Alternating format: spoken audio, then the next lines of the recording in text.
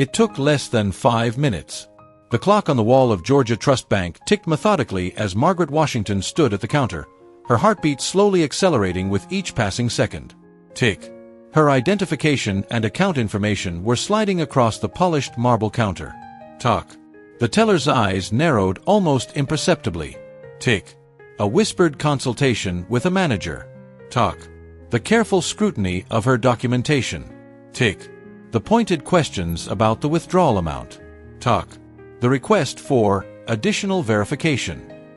5 minutes that would ignite a transformation affecting not just her life, but an entire community. The morning had begun like any other autumn day in Willow Creek, Georgia. Margaret had awakened at precisely 5:30 a.m., just as she had every weekday for the past 30 years. The familiar weight of responsibility settled on her shoulders as she slipped into her morning routine: stretching exercises, a light breakfast of steel-cut oats and fresh berries, and precisely 45 minutes reviewing client files before dressing for the day. Through the window of her bedroom, she could see the maple trees lining her street, their leaves transformed into brilliant tapestries of crimson and gold.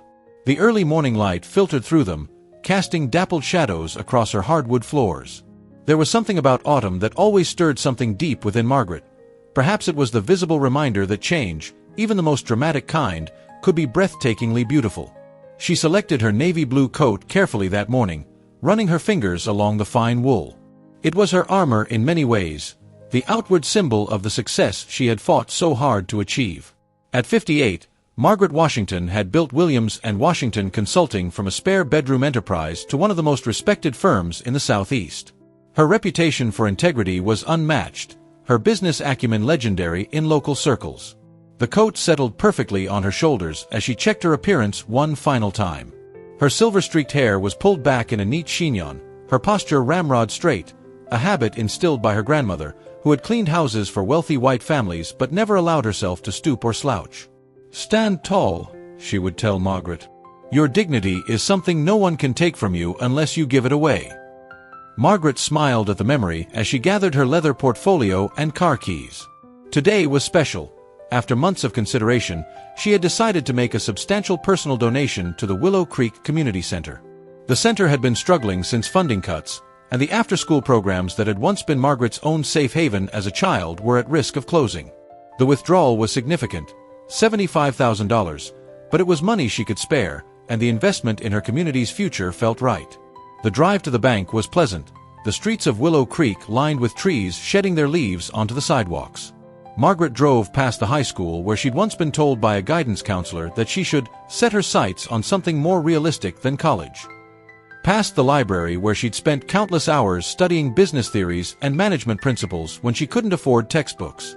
Past the church where the community had gathered to celebrate when she won the Chamber of Commerce Business Leader of the Year award a decade ago.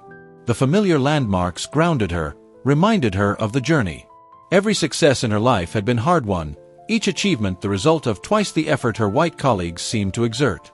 But she had never complained, never faltered in her determination to create something meaningful, something that would endure beyond her lifetime. Georgia Trust Bank occupied a stately brick building in the town center, its columns and pediments designed to evoke stability and permanence. Margaret had been a customer for over 20 years, maintaining both personal and business accounts with substantial balances. The relationship had been professionally cordial, if not particularly warm. But then, Margaret had never needed warmth from her financial institution, only competence and respect. As she pulled into a parking space, she noticed how the morning sunlight caught on the bank's windows, temporarily blinding her with its brilliance. A fleeting thought crossed her mind. How strange that something could appear so golden and welcoming from the outside, yet feel so cold once you stepped inside. The sound of her heels echoed sharply against the marble floor as she entered the bank. The interior was chilly, the air conditioning set unnecessarily low despite the already cool autumn morning. Margaret suppressed a shiver as she approached the counter, portfolio tucked neatly under her arm. 3 tellers were working, but only one was currently helping a customer, an elderly white man who was being attended to with smiling efficiency. "Good morning," Margaret said as she approached the free teller, a young woman she didn't recognize. New staff rotated through frequently, but the managers had remained the same for years. "I'd like to make a withdrawal from my personal account." The teller, her nameplate read, Jessica, smiled automatically. Of course, ma'am. I'll just need to see some identification. Margaret provided her driver's license and account information, then stated clearly, I'll be withdrawing $75,000 today. Something changed in Jessica's expression then, a subtle shift that Margaret had seen countless times before. A momentary widening of the eyes, a slight stiffening of the shoulders. The automatic smile remained fixed in place, but it no longer reached the young woman's eyes. That's quite a substantial withdrawal, Ms. Washington. May I ask what it's for? Margaret kept her expression neutral, though she noted that none of the elderly white men who regularly came in to withdraw large sums for their boats or vacation homes were ever questioned about their intentions. It's for a personal matter, she replied, her voice measured and calm. I'm making a donation. Jessica's fingers hesitated over her keyboard. I'll need to speak with my manager about a withdrawal of this size. One moment, please. As the young woman walked away, Margaret remained perfectly still, her expression composed. But beneath the surface, a familiar heat was building, the quiet indignation that had been her constant companion throughout her professional life. This subtle questioning, this implicit suggestion that her transaction was somehow suspect, it was a small indignity, but one that accumulated with countless others over the years, forming a weight she had carried for so long she sometimes forgot it was there. The manager approached, a man Margaret recognized as David Harrington. She had spoken with him several times over the years regarding her business accounts. He was always professionally courteous, but there was something in his manner that suggested he found her success surprising. Ms. Washington, he began, his voice lowered as though they were discussing something inappropriate. Jessica tells me you're wanting to withdraw a significant amount today. Yes, $75,000. From my personal savings account, which, as you know, has more than adequate funds to cover this transaction. David nodded, his smile tight. Of course, of course. It's just that with amounts this large, we have certain protocols. For security purposes. I understand. What additional information do you need from me? I've brought my identification, account information, and I'm here in person. Well. David hesitated, glancing around as though looking for assistance. Given the unusual nature of this withdrawal, we'll need some additional verification. Perhaps a second form of identification? And we'll need to know the purpose of this withdrawal for our records. The heat of indignation spread through Margaret's chest. In her 20 years as a customer, she had never been subjected to additional verification beyond her identification and account information.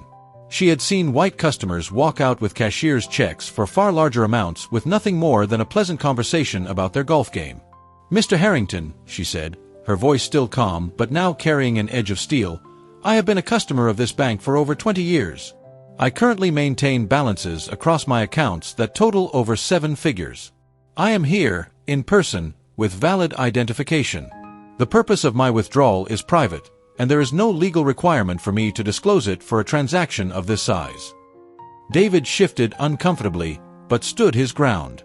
It's just bank policy, Ms. Washington. For transactions of this nature. A policy that seems to be selectively applied, Margaret observed quietly. The bank had gone silent.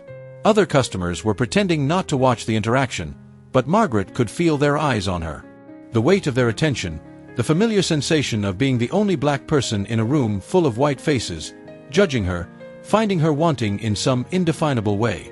In that moment, as the clock on the wall continued its methodical ticking, Margaret made a decision. It wasn't impulsive. Margaret Washington had never made an impulsive decision in her life. It was, rather, the culmination of 1,000 small indignities, 1,000 moments just like this one, where her success, her dignity, her very presence was questioned in ways both subtle and overt. Mr. Harrington, she said, her voice now so controlled it could cut glass, I would like to close all of my accounts. Immediately. David blinked, clearly not having anticipated this response. Ms. Washington, surely that's not necessary. We're simply following procedure. Your procedure, Margaret interrupted, is discriminatory and insulting. I would like to close my accounts. Please prepare a cashier's check for the full balance of all my holdings with Georgia Trust Bank, both personal and business. A flush crept up David's neck. That would be several $1 million, Ms. Washington. We would need to, You have exactly 30 minutes to complete this transaction, Mr. Harrington, or my next call will be to my attorney to discuss the bank's discriminatory practices and your refusal to allow me access to my own funds." The silence in the bank deepened. David's face had gone from flushed to pale. He nodded stiffly and gestured toward his office. "Please, if you'll come with me, we can handle this privately." Margaret shook her head. "No, Mr. Harrington. I've conducted all my business with this bank publicly for 20 years. I'll conclude it publicly as well." If you're finding yourself connecting with Margaret's stand for dignity, take a moment to hit that like button and subscribe. Stories of courage and integrity like this deserve to be shared. The next 27 minutes were a blur of paperwork and barely concealed panic from the bank staff. Other managers were called. Phone calls were made in hushed, urgent tones. Forms were produced and signed. And through it all, Margaret stood perfectly still, her expression calm, her dignity intact. She thought of her grandmother, of the lessons in pride and self-respect that had shaped her childhood. She thought of her own journey, the sacrifices, the slights, the triumphs. And she knew, with absolute certainty, that she was making the right choice. When it was done, when the cashier's check representing the culmination of decades of hard work was secure in her portfolio, Margaret thanked the staff politely and walked out of Georgia Trust Bank for the last time. Her heels echoed on the marble floor, a sharp staccato rhythm of finality. Outside, the autumn air felt different somehow, crisper, more vivid. The maple leaves seemed more vibrantly red, the sky a more intense blue. Margaret stood on the steps of the bank for a moment, breathing deeply, feeling something shift within her. It was more than anger, more than indignation. It was a certainty that had been building for years, perhaps her entire life. A recognition that some systems were not designed to accommodate her success, and that her acceptance of their terms had been a compromise of her own values. "Are you all right, dear?" The voice startled Margaret from her thoughts. Eleanor Jenkins, an elderly woman who had taught Margaret in high school English, was standing at the bottom of the steps, concern etched in the deep lines of her face. "Yes, Miss Eleanor," Margaret replied, automatically using the honorific she'd used as a student. "I'm fine. Just making some long overdue changes." Eleanor studied her former student with knowing eyes. At 82, she had seen enough of life to recognize the aftermath of a significant decision. "Sometimes the hardest thing and the right thing are the same," she said simply. Margaret smiled, really smiled for the first time that day. "Yes, ma'am. That's the truth." As she walked to her car, Margaret's mind was already racing ahead. The community center donation would still happen. In fact, it would be larger now. But there was something else forming in her thoughts, something bigger. A possibility that both frightened and exhilarated her.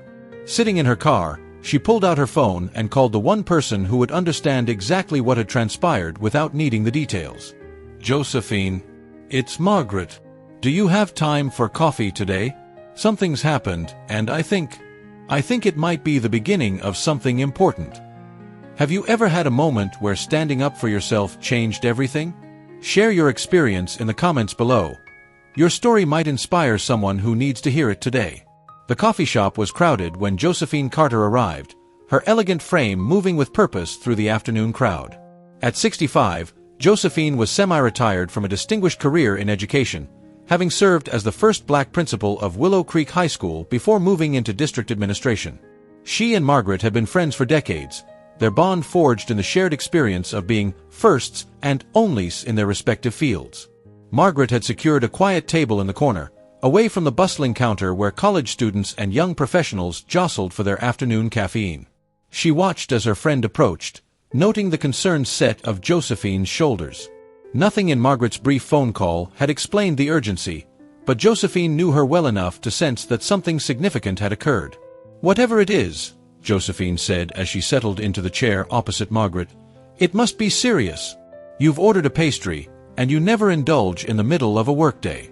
Margaret smiled ruefully, glancing down at the untouched apple tart on her plate. "Apparently, I'm feeling rebellious today." "Tell me," Josephine said simply, reaching across to squeeze Margaret's hand briefly. Margaret recounted the events at the bank, her voice low and controlled, but unable to entirely mask the lingering indignation. Josephine listened without interruption, her expression shifting from concern to anger to something like grim satisfaction as Margaret described closing her accounts. "Good for you," she said when Margaret had finished. "It's about time someone held that place accountable. David Harrington has always been problematic. Remember when they turned down the expansion loan for Marcus Brown's auto shop? Same story, different day." Margaret nodded, sipping her coffee thoughtfully. "It's not just Harrington, though. It's the whole system. The more I think about it, the more I realize that what happened today is happening everywhere, every day. And not everyone has the resources or position to do what I did." "So what are you thinking?" Josephine knew that look in her friend's eyes, the same look Margaret had worn when she decided to start her own business after being passed over for partnership at her previous firm. "I'm thinking it's time to create an alternative," Margaret said, leaning forward slightly. "What if we started a credit union? Community-owned, focused on serving people who've been marginalized by traditional banking? People like us, sure, but also lower-income families, small business owners who get turned away from conventional loans, young people trying to build credit." Josephine's eyebrows rose. "That's ambitious, Margaret. Even for you." "Is it, though? Between us, we know every business owner in the county. We have connections with community organizations, churches, schools. We have the expertise, your background in administration, my business experience. And now," she patted her portfolio, which contained the cashier's check, "I have capital to invest." "You're serious about this," Josephine said, not a question but a realization.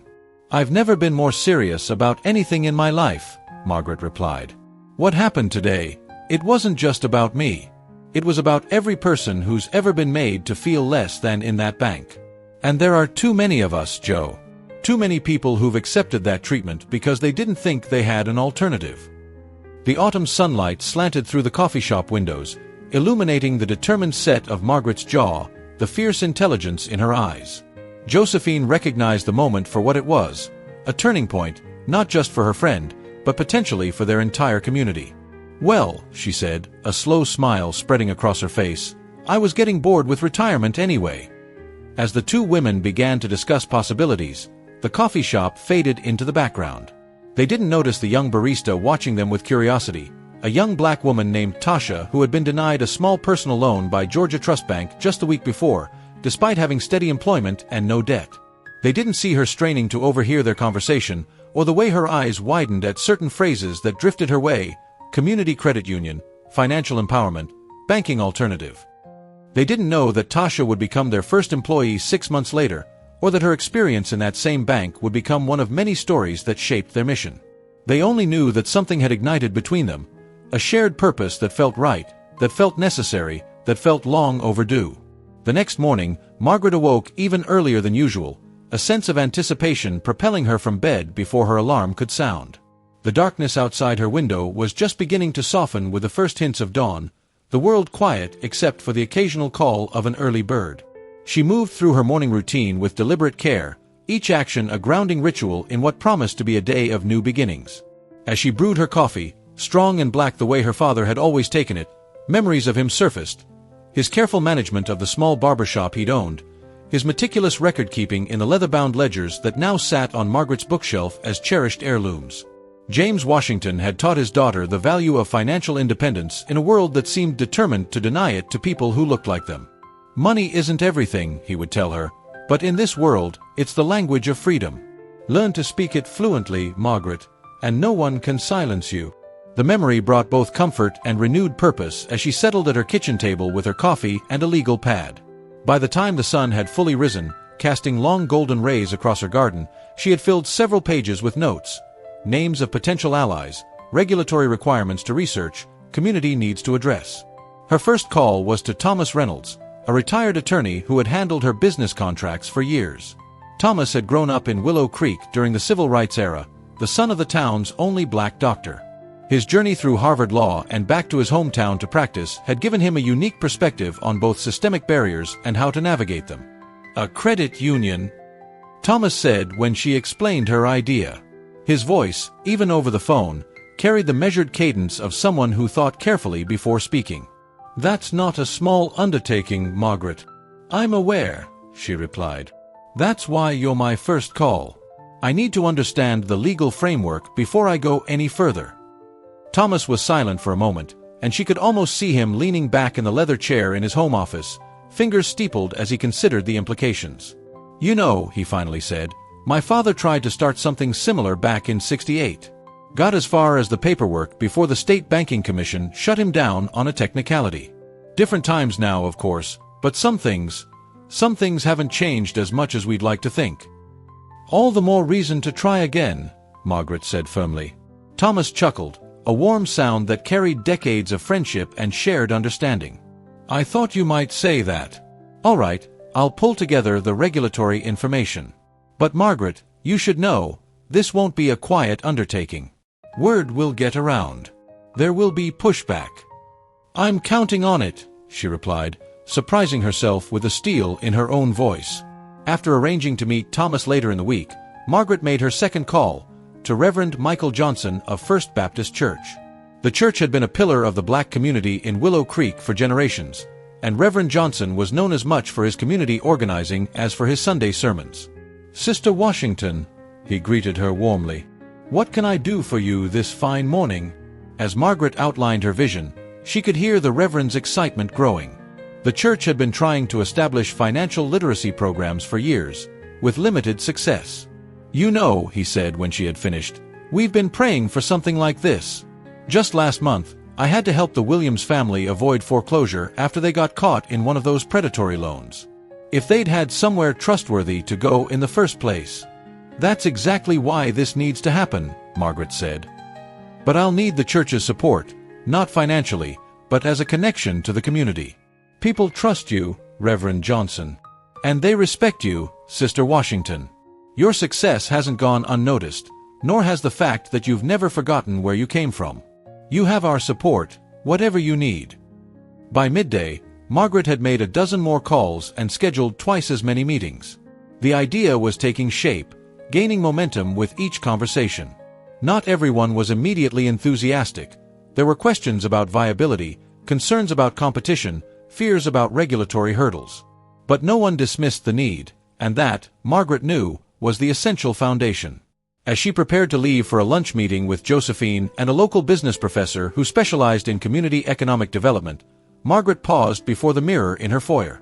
The woman who looked back at her seemed different somehow, shoulders slightly higher, eyes more intense, an energy radiating from within that hadn't been there yesterday. "What would Grandma Frances say now?" she whispered to her reflection, thinking of the woman who had raised her after her mother's early death, who had cleaned other people's homes while insisting that Margaret focus on her education. "Stand tall," she would say. "Your dignity is something no one can take from you unless you give it away." Margaret straightened her blazer, nodded once at her reflection, and headed out the door. The autumn day was in full glory, leaves drifting lazily from the trees that lined her driveway. As she backed her car out, she noticed her neighbor, Mrs. Abernathy, watching from her porch with curious eyes. Margaret waved politely, wondering if news of her confrontation at the bank had already begun to circulate through Willow Creek's efficient grapevine. If it had, that was fine. In fact, it might even help. Because what had begun as a personal stand was quickly evolving into something much bigger, a community awakening, a collective recognition that alternatives were possible, that systems could be challenged and changed. Margaret drove through town with new eyes, noticing details she had overlooked before: the number of check-cashing services in the lower-income neighborhoods, the absence of bank branches in certain areas, the proliferation of payday loan shops with their bright signs promising quick money at exorbitant interest rates. Each observation reinforced her conviction that what she was undertaking wasn't just needed, it was necessary. If this story of transformation and courage is resonating with you, please take a moment to hit the subscribe button. Your support helps us bring more stories of dignity and justice to light. The local diner where Margaret had arranged to meet Josephine and Professor Garcia was bustling with the lunchtime crowd. The air was rich with the smells of home cooking, fried chicken, collard greens, fresh cornbread, and the sounds of conversation and laughter. Margaret spotted Josephine already seated in a corner booth, engaged in animated conversation with a petite woman with salt and pepper hair pinned in a practical bun. As Margaret approached, both women looked up, and Josephine gestured for her to join them. "Margaret, this is Dr. Elena Garcia from Willow Creek Community College. Elena, this is Margaret Washington, the woman I was telling you about." Dr. Garcia extended her hand, her grip firm and confident. "Ms. Washington, it's a pleasure. Josephine has been singing your praises, and I must say, this credit union idea of yours has captured my attention." Margaret settled into the booth, noting the stack of papers beside Dr. Garcia's iced tea. "I appreciate you taking the time to meet with us, Dr. Garcia. Josephine tells me you've studied community banking initiatives in other regions. Please, call me Elena. And yes, my research has focused on alternative financial institutions and their impact on economic mobility in underserved communities." Her eyes lit up with academic passion. "What you're proposing has been successful in other areas, particularly when the leadership has strong community ties, which, from what Josephine tells me, you certainly have." The conversation flowed easily as they ordered and received their meals. Elena outlined the challenges they would face: regulatory hurdles, capital requirements, operational considerations. But for each obstacle, she also offered potential solutions and strategies that had worked elsewhere. "The key," Elena emphasized, cutting into her chicken, "is to start with a clear mission that resonates with the community you want to serve. People need to see this as more than just another financial institution. They need to see it as their financial institution, responsive to their needs and invested in their success." Margaret nodded, her food largely untouched as she took notes. "That's exactly what we want to create. A place where people aren't judged by their past financial mistakes or their zip code, but by their potential and their character." "You'll need a strong board," Elena continued. "People who bring different perspectives and connections. Business owners, educators, church leaders, younger community members." "And you?" Josephine asked with a sly smile. "Would you be interested in lending your expertise to this endeavor?" Elena laughed, a warm sound that drew glances from nearby tables. "I thought that might be coming. I'd be honored, but with one condition. I want to involve my students in developing the business plan. Many of them come from exactly the communities this credit union would serve. Their insights would be invaluable, and the experience would be extraordinary for their education." "That sounds perfect," Margaret agreed. "Fresh perspectives are exactly what we need." As they continued their discussion, mapping out next steps and potential timelines, Margaret became aware of a presence hovering near their table. She glanced up to find David Harrington, the bank manager from Georgia Trust, standing awkwardly with a takeout bag in his hand. Their eyes met, and she saw recognition and discomfort flash across his face. "Ms. Washington," he said, his voice carefully neutral, "I didn't expect to see you here." "Mr. Harrington," Margaret replied with a polite nod. "Enjoying your lunch break?" He shifted his weight, clearly uncertain how to proceed. "Yes, well, I wanted to say that the bank is prepared to reconsider your accounts, if you'd like to discuss reopening them. We value your business and would like to address any concerns you might have about yesterday's misunderstanding." Margaret considered him for a moment, aware that both Josephine and Elena were watching the interaction with interest.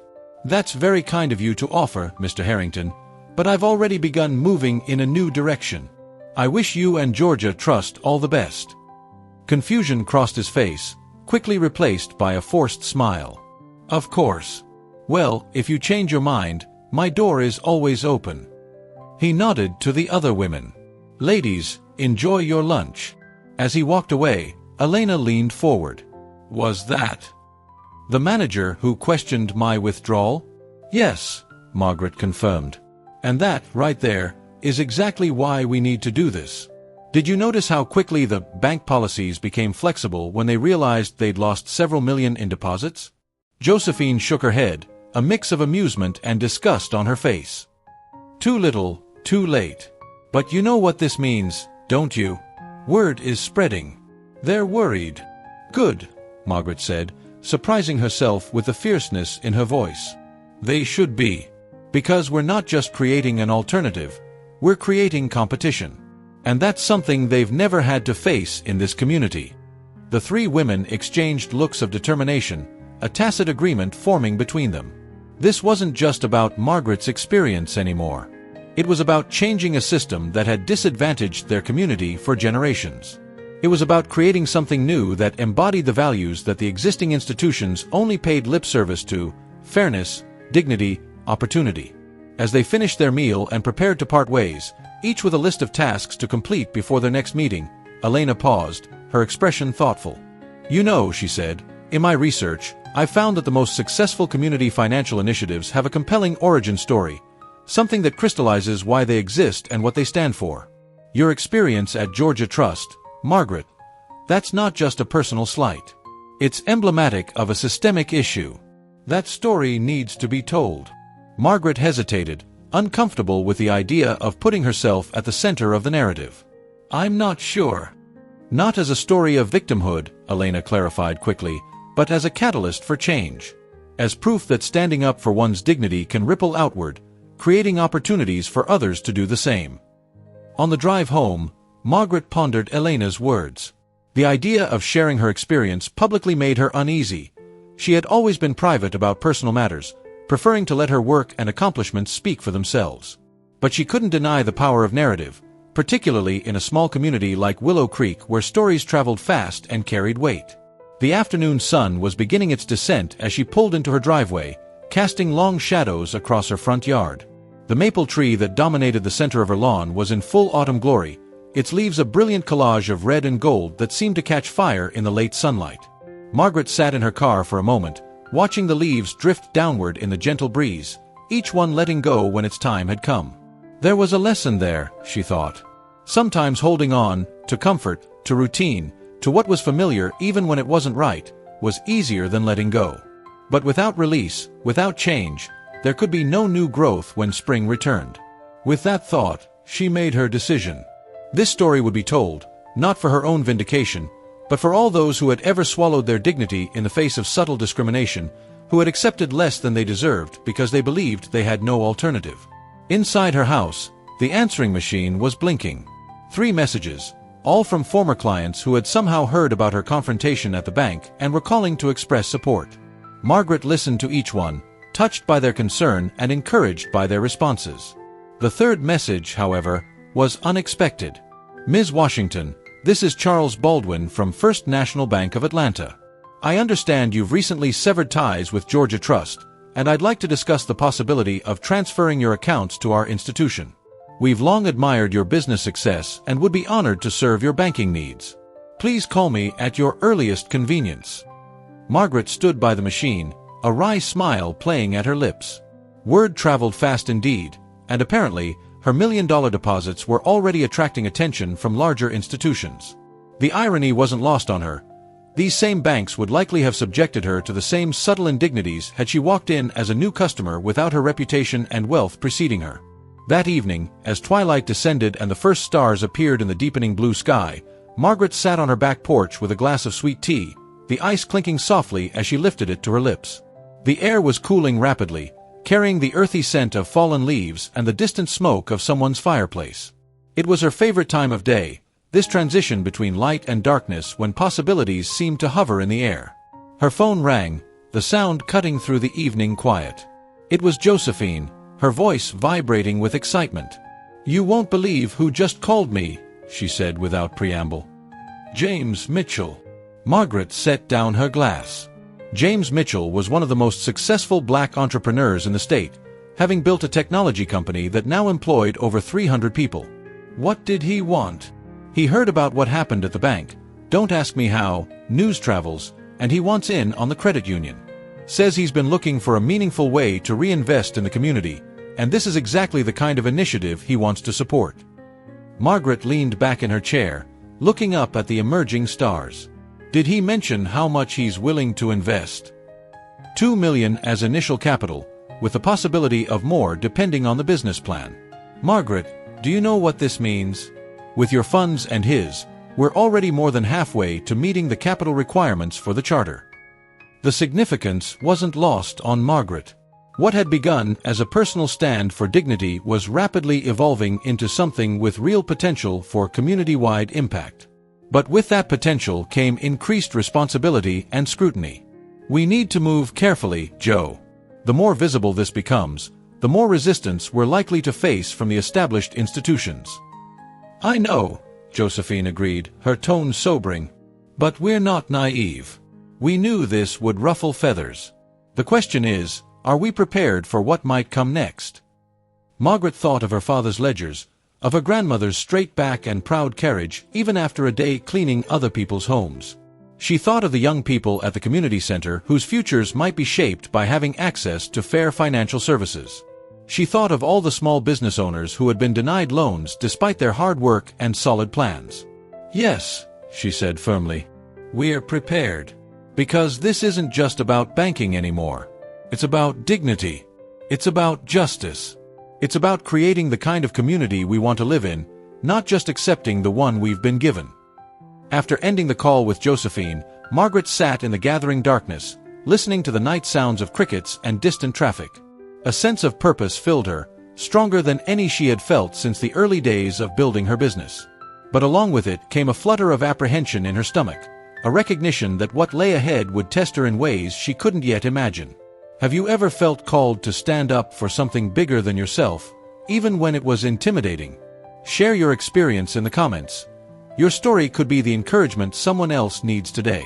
The following weeks passed in a blur of activity. Margaret's dining room became command central for what they were now calling Willow Creek Community Credit Union. The large oak table where she had hosted countless holiday dinners was now covered with laptops, legal documents, financial projections, and half-empty coffee cups. A core team had formed naturally, Josephine with her administrative expertise, Elena with her academic knowledge, Thomas handling the legal framework, and James Mitchell lending not just financial backing but valuable business connections. They had been joined by Pastor Johnson, who brought community insight and moral authority, and surprisingly, by Tasha Johnson, the young barista who had overheard their initial conversation and boldly approached Margaret to volunteer her assistance. "I have a finance degree," she had explained when Margaret expressed surprise. "But no one will hire me for anything but entry-level positions. The bank said I don't have enough experience for their management training program, even though I graduated summa cum laude." Tasha had quickly proven herself invaluable, bringing fresh perspectives and technological savvy that complemented the experience of the older team members. Her presence also served as a constant reminder of who they were really doing this for, the next generation who deserved better opportunities than they had been given. It was Tasha who suggested they needed market research beyond their own assumptions, formal surveys and focus groups to understand exactly what services the community most needed and wanted. "We think we know," she had pointed out during one planning session, "but we need data to back it up. And more importantly, we need to show potential members that we're listening to them from the very beginning. That's what sets us apart from the traditional banks. We're building this with them, not just for them." Margaret had approved the idea immediately, impressed by Tasha's insight. They had spent the next week developing surveys and recruiting participants for focus groups, particularly targeting those who were underserved by existing financial institutions, low to moderate income families, small business owners, young adults, and the elderly. The results had been eye-opening. The needs were even greater than they had anticipated, and the stories more heartbreaking. People spoke of being denied basic banking services, of exorbitant fees that kept them trapped in cycles of financial instability, of being treated with suspicion or disrespect when they did attempt to engage with traditional banks. One woman's story particularly stood out to Margaret. Clara Jenkins, a 67-year-old retired school cafeteria worker, had been caring for her 2 grandchildren since her daughter's death 5 years earlier. She had tried to open savings accounts for the children to hold their Social Security survivor benefits, only to be turned away because she didn't have the minimum deposit required. "The lady at the bank looked at me like I was trying to pull something," Clara had said during the focus group, her dignity evident despite the hurt in her eyes. "Made me feel like I wasn't good enough to even be in that building, let alone open accounts for my grandbabies. So I've been keeping their money in envelopes at home, which I know isn't right, but what choice do I have?" Stories like Clara's reinforced the team's commitment and helped shape their service offerings. They decided to eliminate minimum deposit requirements for youth accounts, to offer free financial literacy workshops, to create a microloan program for small business startups, and to design elder-friendly services that respected the dignity and independence of seniors. As the business plan took shape, another unexpected ally emerged. Martin Green, the CFO of a regional manufacturing company, had reached out after hearing about the initiative through his church. Martin was white, in his early 50s, and had spent his entire career in traditional banking before moving to the corporate sector. "I've been watching what you're building," he said when he first met with Margaret, "and I'd like to offer my expertise. I spent 20 years on the inside of the banking industry, and I know how they operate, where the vulnerabilities are, and most importantly, what pitfalls to avoid. Margaret had been cautious, unsure of Martin's motivations.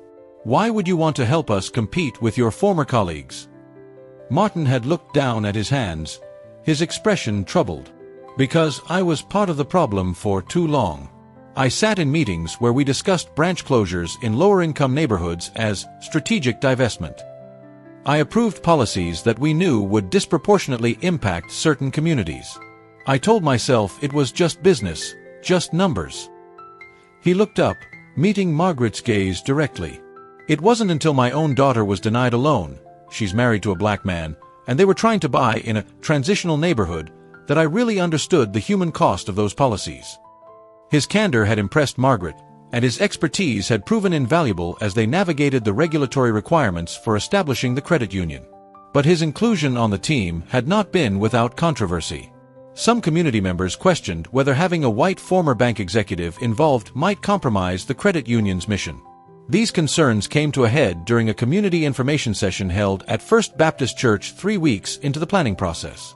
The church's fellowship hall was packed, every folding chair occupied and people standing along the walls.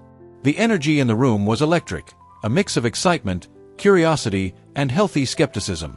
Margaret stood at the podium, surveying the gathered faces, young and old, mostly black but with a sprinkling of other ethnicities, all united by interest in what the credit union might mean for their community. She had just finished outlining the proposed services and was introducing the core team when a voice from the back interrupted. "I need to know how we can trust this isn't just another way for outsiders to profit from our community." The speaker was Robert Jackson, a respected local activist known for his outspoken criticism of institutional racism. All eyes turned to him as he continued, "I see Mr. Green sitting up there with you, and while I'm sure he's a fine man personally, he represents the very system that has been exploiting us for generations." A murmur rippled through the crowd. Margaret felt the tension in the room rise, saw Martin shift uncomfortably in his seat. This was a crucial moment. How she handled this challenge would set the tone for community trust moving forward. She took a deep breath, centering herself before responding. "Mr. Jackson, thank you for raising this concern. It's an important one that deserves a thoughtful answer." She stepped out from behind the podium, wanting nothing between her and the community she was addressing. "When we began this journey, we made a commitment to transparency and accountability. Every decision, every partnership, every aspect of this credit union's operations will be visible to its members. Mr. Green brings valuable expertise that will help us navigate a complex system that was not designed for us to succeed within. But make no mistake, this credit union belongs to this community. The majority of our board will always reflect the community we serve, and our bylaws will ensure that the institution's mission cannot be compromised by any individual or outside influence." She paused, looking directly at Robert. "I understand your skepticism. It's earned through generations of broken promises and institutional betrayal. We're not asking for blind trust, we're inviting rigorous scrutiny. Question us. Challenge us. Hold us accountable. That's how we build something that truly serves this community's needs." Robert held her gaze for a long moment, then nodded slowly. "I appreciate your directness, Ms. Washington. I'll be watching closely, and I hope you prove me wrong about involving people from the very system we're trying to change." "I hope so too," Margaret replied honestly. "And I hope you'll consider lending your voice to our advisory board. We need critics as much as we need supporters if we're going to get this right." The tension in the room eased, though it didn't disappear entirely. Throughout the rest of the meeting, questions came thick and fast about membership requirements, loan criteria, physical location, security measures. Margaret and the team answered each one candidly, acknowledging when they didn't yet have all the answers but explaining their process for finding them. By the end of the evening, over 200 people had signed up for founding memberships, committing to open accounts once the credit union was chartered. It was an encouraging start, but Margaret knew that the real challenges still lay ahead. As the crowd dispersed, Pastor Johnson approached her, his expression thoughtful. "You handled that well," he said quietly.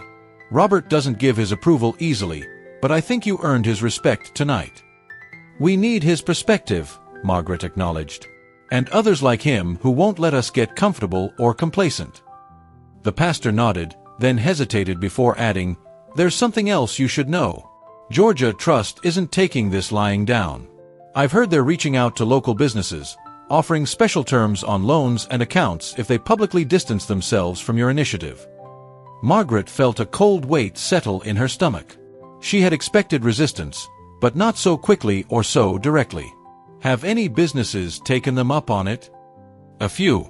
Mostly the larger ones with significant financial ties to the bank already. But others are holding firm, especially in the black business community. This is becoming more than a financial initiative, Margaret. It's becoming a movement. As she drove home that night, the pastor's words echoed in her mind. A movement. It wasn't what she had set out to create when she walked into Georgia Trust Bank that autumn morning weeks ago. She had simply wanted to be treated with the dignity she had earned. But perhaps this was the natural evolution, from a personal stand to a collective awakening. The thought both energized and terrified her. Movements had power, but they also drew opposition. And not everyone who began a movement lived to see its ultimate success. The house was dark when she arrived home, the only light coming from a security lamp that automatically illuminated her driveway. As she gathered her purse and the folder containing the sign-up sheets from the meeting, she noticed something on her front porch, a small package wrapped in brown paper. Cautiously, she approached, wondering who would have left a delivery so late in the evening. There was no shipping label, no indication of who had left it. For a moment, she considered calling someone before opening it, a flicker of fear passing through her. But curiosity won out. Carefully, she unwrapped the package to find a small wooden box, beautifully crafted with inlaid patterns of darker wood creating a geometric design on the lid. Inside was a folded note and beneath it, something wrapped in soft cloth. The note was handwritten in a shaky but determined hand. "Ms. Washington, when I heard what you're doing, I knew it was time for this to find a new purpose. My grandfather made this box and gave it to my grandmother on their wedding day in 1923. Inside, they kept their savings, coins and small bills they managed to set aside from their earnings as sharecroppers. They never trusted banks, with good reason in those days. But what you're creating is different. This isn't just a bank, it's a statement that we deserve better, that our money and our dignity matter. Please accept this contribution toward your new credit union, the first savings my grandparents were able to accumulate as free people. It seems fitting that it should help secure financial freedom for our community today. With respect and gratitude, Eleanor Jenkins." Margaret carefully unwrapped the cloth to find an old coin, a silver dollar from 1921, worn but still beautiful, its patina telling the story of hands that had held it, valued it, saved it against uncertain futures. Tears welled in her eyes as she held this tangible piece of history, this symbol of hope and perseverance across generations. The weight of responsibility settled deeper on her shoulders, but it no longer felt frightening. It felt right. It felt like purpose. She placed the coin back in its box and carried it reverently into her home, setting it on the mantel where she would see it each morning, a reminder of why this work mattered, of the legacy she was both honoring and extending. That night, Margaret slept more soundly than she had in weeks, the path ahead no less challenging but somehow clearer, her resolve strengthened by the knowledge that she stood in a long line of those who had fought for dignity, for justice, for a better future, one precious coin at a time. If this story of courage and community transformation is touching your heart, please hit that subscribe button to support more narratives that celebrate dignity and resilience. Your engagement helps these important stories reach others. The news came on a Tuesday morning, exactly 1 month after Margaret had walked out of Georgia Trust Bank. She was reviewing architectural plans for the credit union's physical location. They had secured a storefront in the heart of the historically black business district, when Thomas Reynolds called. "Margaret." His voice carried a mixture of urgency and concern that immediately set her on alert. "Have you seen the Business Journal this morning?" "No, I've been in meetings since 8. "What's happened?" "There's an article. You need to see it. I'm texting you the link now." Margaret's phone pinged with the incoming message, and she quickly opened the link. The headline made her breath catch. Questions raised about Washington's financial venture. Former associates express concerns. The article quoted several unnamed business associates, questioning Margaret's qualifications to lead a financial institution and implying that the credit union initiative was motivated by personal grievance rather than community need. Most damaging was a quote attributed to a former colleague, claiming that Margaret's consulting firm had faced financial irregularities in the past. "This is completely false," Margaret said, anger rising like bile in her throat. "We've had clean audits every year since I founded the company. Who would say such things? I have my suspicions, Thomas replied grimly. Richard Tennant has been unusually visible at Georgia Trust Bank events recently. Richard Tennant had been Margaret's business partner during the early years of her consulting firm before they had parted ways over his insistence on pursuing clients Margaret considered ethically questionable. The split had been acrimonious, with Richard accusing Margaret of being too rigid in her principles.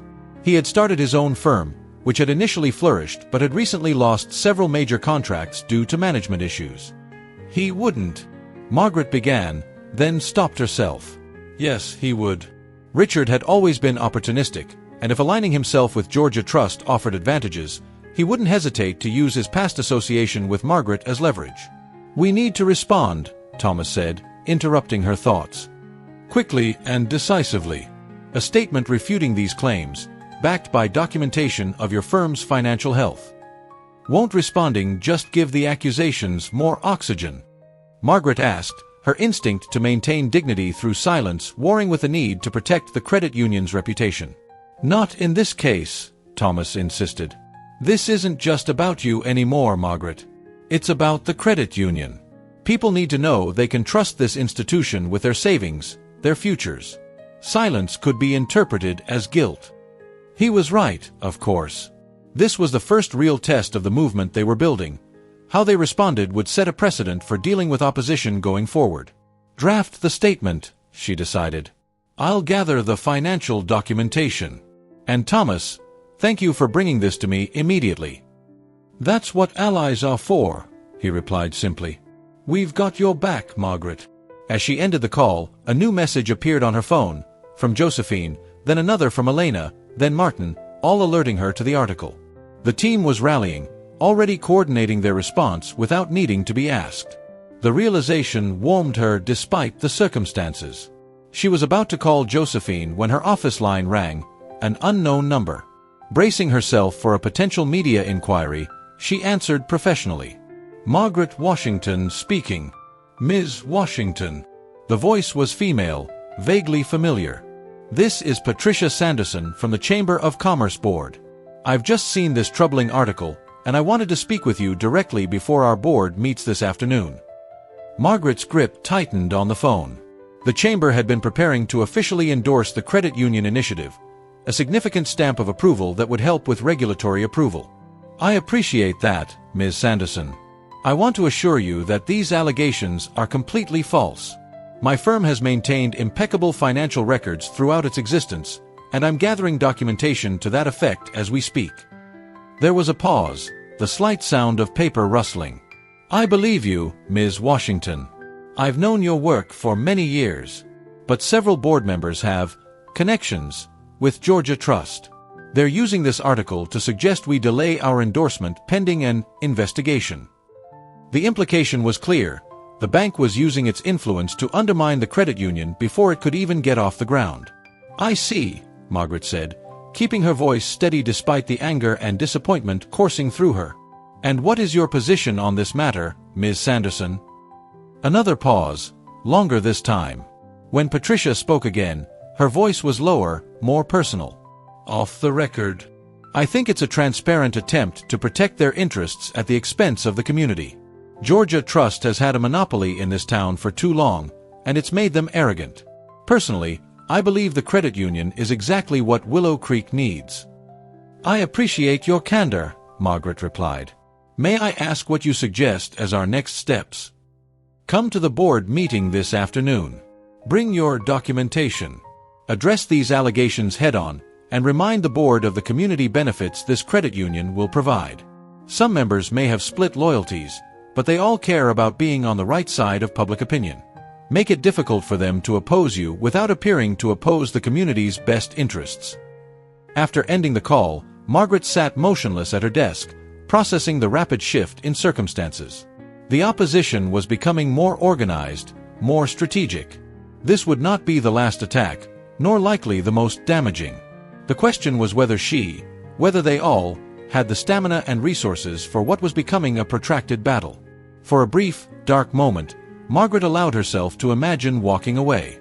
She could easily return to her consulting work, focus on her own clients, her own success. The community would understand. No one would blame her for protecting her reputation and peace of mind. As the thought formed, her eyes fell on the small wooden box sitting on the corner of her desk, Eleanor Jenkins' gift, with its precious silver dollar inside. She had brought it to the office that morning, needing its tangible reminder of purpose as they moved into the more technical phases of establishing the credit union. That coin had been saved by people who had far more to lose, far greater obstacles to overcome than she faced now. What would they think of her if she gave up at the first real sign of resistance? What would her grandmother say? Her father? Margaret straightened her shoulders, resolution hardening within her like steel being tempered. She reached for her phone and began a group text to the core team. Opposition is becoming organized. Article in Business Journal with false allegations. Chamber Board meeting this afternoon. Need to defend our position. Emergency meeting at my office, 11 a.m. Bring any documentation of the firm's financial health and the credit union's business plan. This is our first real test. The responses were immediate and unwavering. Josephine, on my way. They picked the wrong woman to intimidate. Elena, bringing my research on community economic impact. They want facts. We'll bury them in evidence. Thomas, statement draft already in progress. We'll bring legal options for responding to defamation. Martin, I can speak directly to the banking regulations they'll try to hide behind. They're not the only ones who understand the system. Tasha, updating our social media now with testimonials from community members. Let's show them who really stands behind this initiative. Pastor Johnson, Church Council is unanimously supporting you. We'll issue a statement of faith in your leadership and the credit union's mission. As the messages continued to arrive, Margaret felt something shift within her. The isolated indignation she had felt at the bank that day transforming into something more powerful. The strength of collective purpose, the unshakable certainty that comes from knowing you do not stand alone. By the time the team gathered in her office, their response strategy was taking shape. They would address the accusations directly and publicly, providing documentation that refuted each claim. But they would also pivot immediately to reaffirming the credit union's mission and the concrete benefits it would bring to the community. We need to make this about more than just defending your reputation, Elena advised as they prepared for the chamber meeting. We need to remind everyone why this credit union matters in the first place, the real people it will serve, the real needs it will meet. Elena's right, Josephine agreed. Georgia Trust wants to make this personal, about you and your motivations. But it's not personal, or at least, not only personal. It's systemic. It's about creating an alternative to institutions that have failed our community for generations. Margaret nodded, feeling the wisdom in their approach. We'll bring Clara Jenkins to the meeting, she decided, thinking of the grandmother struggling to save for her grandchildren. And Marcus Brown, whose auto shop expansion was denied funding. And the Washington family, who nearly lost their home to predatory lending. Let's put human faces to the abstract concept of community need. The strategy worked better than they could have hoped. The chamber board meeting, intended by some members to be a quiet withdrawal of support, instead became a powerful testimony to the credit union's necessity. As person after person stood to share their stories of financial exclusion and discrimination, the mood in the room shifted palpably. By the time Margaret presented the documentation refuting the allegations against her firm, the board's endorsement was no longer in question. The only debate was how strongly to word their statement of support.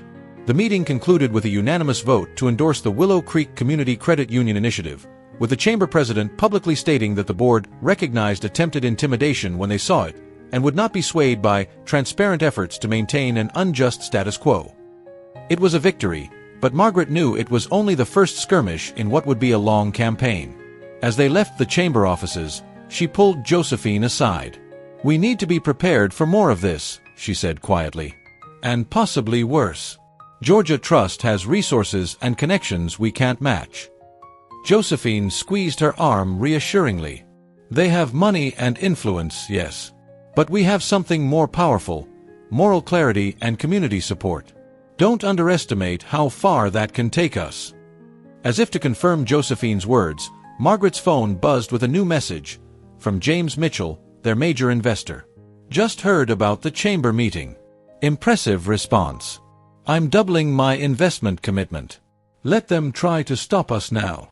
The autumn day was waning as Margaret finally returned to her office, golden afternoon light slanting through the windows and illuminating the dust motes dancing in the air.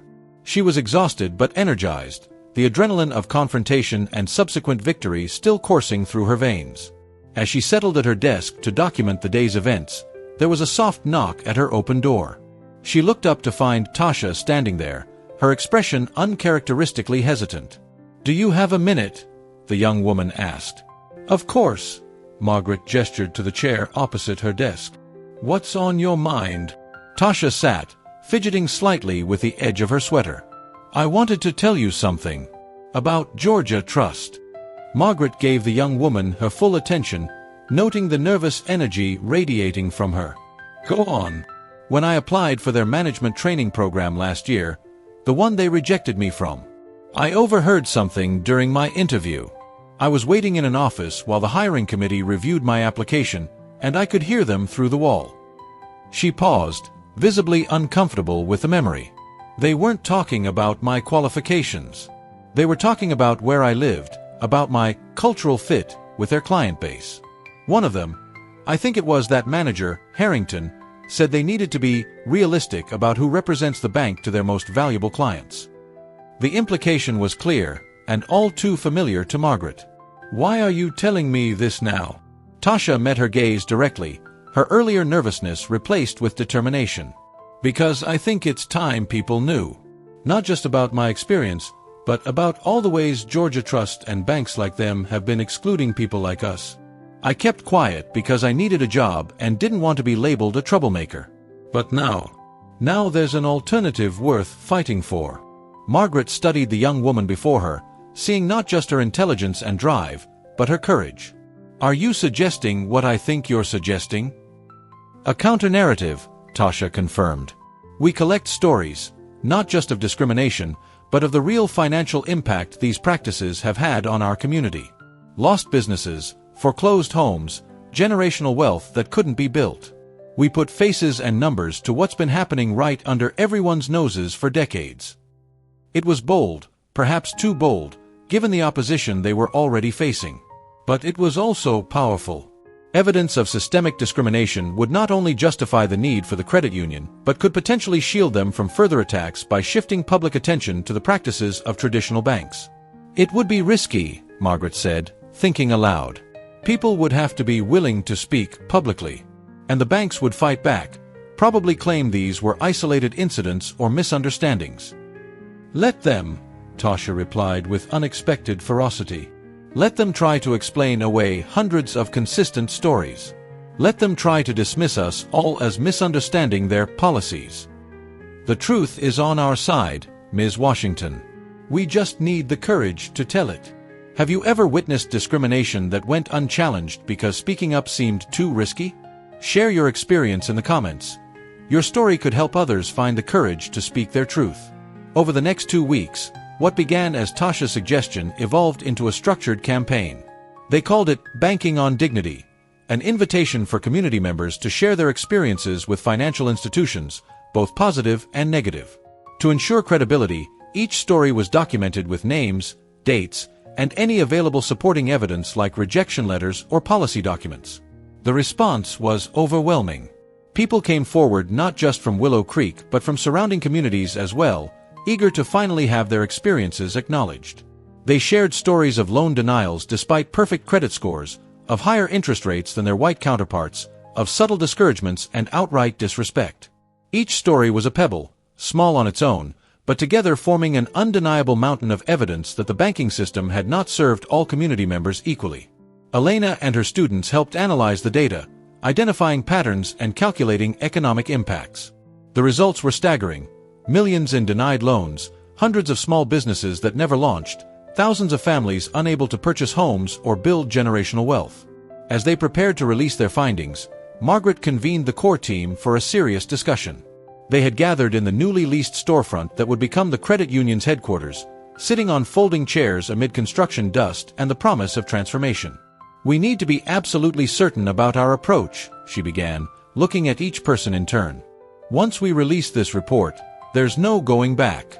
We will be directly challenging powerful institutions with deep pockets and extensive legal resources. They'll try to discredit the methodology," Elena predicted, pushing her glasses up on her nose. They'll call it anecdotal or biased. And they'll come after the people who shared their stories, Josephine added. Question their credibility, their motives. They might even threaten legal action, Thomas acknowledged, his legal perspective essential to their planning. Though they'd be unlikely to pursue it, discovery would only reveal more evidence against them. Martin, who had been quieter than usual, finally spoke. They'll also try to handle this privately. Offer settlements or accommodations to key individuals. Try to fracture the collective narrative. I've seen it before. It's standard damage control. Throughout the discussion, Tasha had been taking notes, her expression growing increasingly frustrated. Finally, she set down her pen with more force than necessary.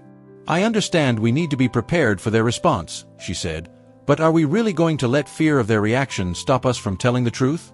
These stories aren't just data points, they're people's lives. Real harm has been done, is still being done. Don't they deserve to have that acknowledged? Her words hung in the air, challenging them all to examine their hesitation. Margaret studied the young woman, impressed once again by her moral clarity and passion. You're right, Margaret said after a moment. We can't let fear determine our actions. But we do need to be strategic about how we proceed. She turned to Pastor Johnson, who had remained thoughtfully silent throughout the exchange. What are your thoughts, Pastor? You know this community better than anyone. The older man folded his hands, choosing his words carefully. Truth-telling is never without cost. But hiding truth exacts an even greater price, from our dignity, from our integrity, from our collective future. He looked around the circle, his gaze wise and steady. The people who have shared their stories know the risks. They've chosen to speak anyway because they believe in what we're building here. We owe them the courage to amplify their voices. The tension in the room shifted, resolve replacing uncertainty. Margaret nodded, decision made. We'll release the report next week, through multiple channels simultaneously: media, community organizations, social media. We'll present it not as an attack but as context, the why behind the credit union's creation. And we'll be ready with immediate, concrete action steps, Josephine added. Ways people can support the credit union, become founding members, volunteer their skills. We give them something to do with their outrage. As the meeting concluded and the team dispersed, Margaret remained behind, walking slowly through the empty space that would soon become a hub of community financial empowerment. The late afternoon sunlight slanted through the large front windows, illuminating dust particles and casting long shadows across the unfinished floors. This space represented so much more than just a financial institution. It was becoming a symbol of what was possible when people refused to accept the limitations placed upon them, when they chose to create alternatives rather than continue to navigate systems that were not designed for their success. Her footsteps echoed in the empty room as she approached the front windows, looking out at the street beyond. The historically black business district had seen better days. Many storefronts were vacant or housed businesses struggling to survive. But there were signs of renewal too: a new coffee shop run by a young couple, an art gallery showcasing local talent, a tech repair service operated by high school students under the mentorship of a retired engineer. These were the people the credit union would serve: entrepreneurs with vision, families with dreams, individuals with dignity. They deserved financial partners who saw their value, who invested in their potential rather than focusing on their limitations or presumed risks. As Margaret stood there, imagining the future, she noticed a familiar figure walking purposefully toward the building: David Harrington, the Georgia trust manager who had questioned her withdrawal that fateful day. Her back stiffened instinctively, bracing for confrontation. He hesitated at the door, clearly surprised to see her through the window.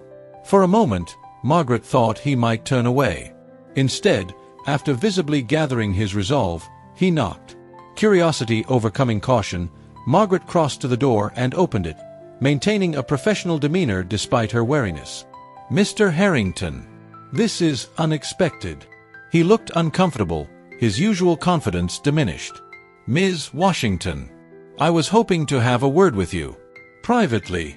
Margaret considered refusing but decided that understanding his purpose might provide valuable insight into Georgia Trust's next moves. Come in, she said, stepping aside. Though I should warn you that this space isn't finished yet. We don't have much in the way of comfortable seating. "That's fine," he replied, entering and looking around with evident curiosity. "It's larger than I expected."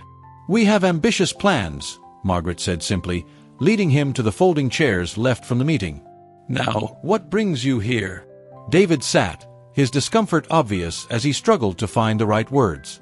"I've become aware of the report you're preparing about banking practices in the community."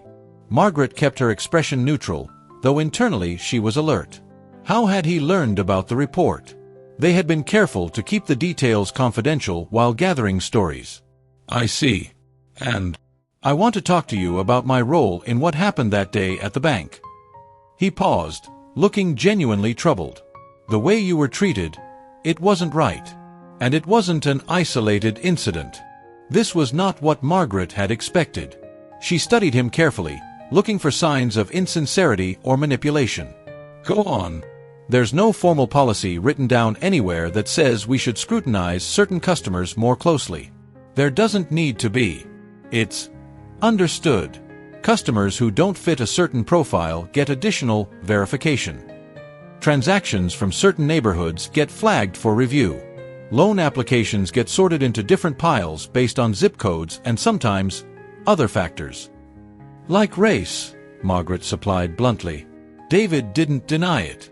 "Among other things, yes. It's never explicit. It's coded in language about risk management and client profiles. But the effect is the same." "Why are you telling me this?" He looked down at his hands, then back up at her, something like shame in his expression. "Because your report is going to expose it anyway. And because I've been complicit in a system I knew was wrong. What happened with you that day, it forced me to really see it, to see what I've been part of." Margaret was silent for a long moment, processing his words. The admission was significant, potentially damaging to Georgia Trust if made public, especially coming from a manager. But she remained cautious. "Is this an official position from Georgia Trust? Are you here on their behalf?" "No," he said quickly. "They don't know I'm here. In fact—" He hesitated, then continued with evident difficulty, "I resigned last week. I couldn't keep doing it, not after everything that's happened. Not after seeing the community response to what you're building here." Margaret was surprised by the emotion in his voice, the apparent sincerity of his regret. Still, years of navigating systems not designed for her success had taught her to verify rather than assume good faith. "What exactly are you hoping to achieve with this conversation, Mr. Harrington?" "David, please." He straightened, seeming to come to a decision. "I want to help. I know the system from the inside, the policies, the practices, the vulnerabilities. I can provide documentation that would support the stories you've gathered. And I'm willing to go on record with my own experiences, if that would be useful." The offer was unexpected and potentially valuable, but it also raised complex questions about allyship, accountability, and the role of those who had benefited from and perpetuated the very systems they now sought to change. "Why should we trust you?" Margaret asked directly. "A month ago, you were enforcing the very policies you're now condemning." David nodded, accepting the challenge in her question. "You shouldn't trust me, not immediately. I haven't earned that. But I'm willing to work for it, to demonstrate through actions that my commitment is genuine." He paused, then added quietly, "People can change, Ms. Washington. Sometimes it takes a moment of clarity, like watching someone of your stature and accomplishment being treated with suspicion for no justifiable reason, to finally see what's been in front of them all along." Margaret considered his words, weighing the potential value of his insider knowledge against the risk of his involvement undermining the community's ownership of the initiative. It wasn't a decision she could or should make alone. "I appreciate your candor," she said finally. "But this isn't just my project. Any decision about your involvement would need to be discussed with the core team, particularly those from the community this credit union is designed to serve." Relief crossed his face at not being immediately rejected. "I understand completely. I don't expect trust or acceptance without earning it. I just needed to take this first step, to acknowledge my part in what happened and offer whatever help I can provide." As David left, promising to send documentation regardless of whether they decided to accept his more direct involvement, Margaret found herself in an unexpected moral complexity. The clear lines between allies and opponents were blurring. The simplicity of righteous indignation was giving way to the harder, more nuanced work of creating real and lasting change. Work that sometimes required engaging with those who had been part of the problem but now sought to be part of the solution.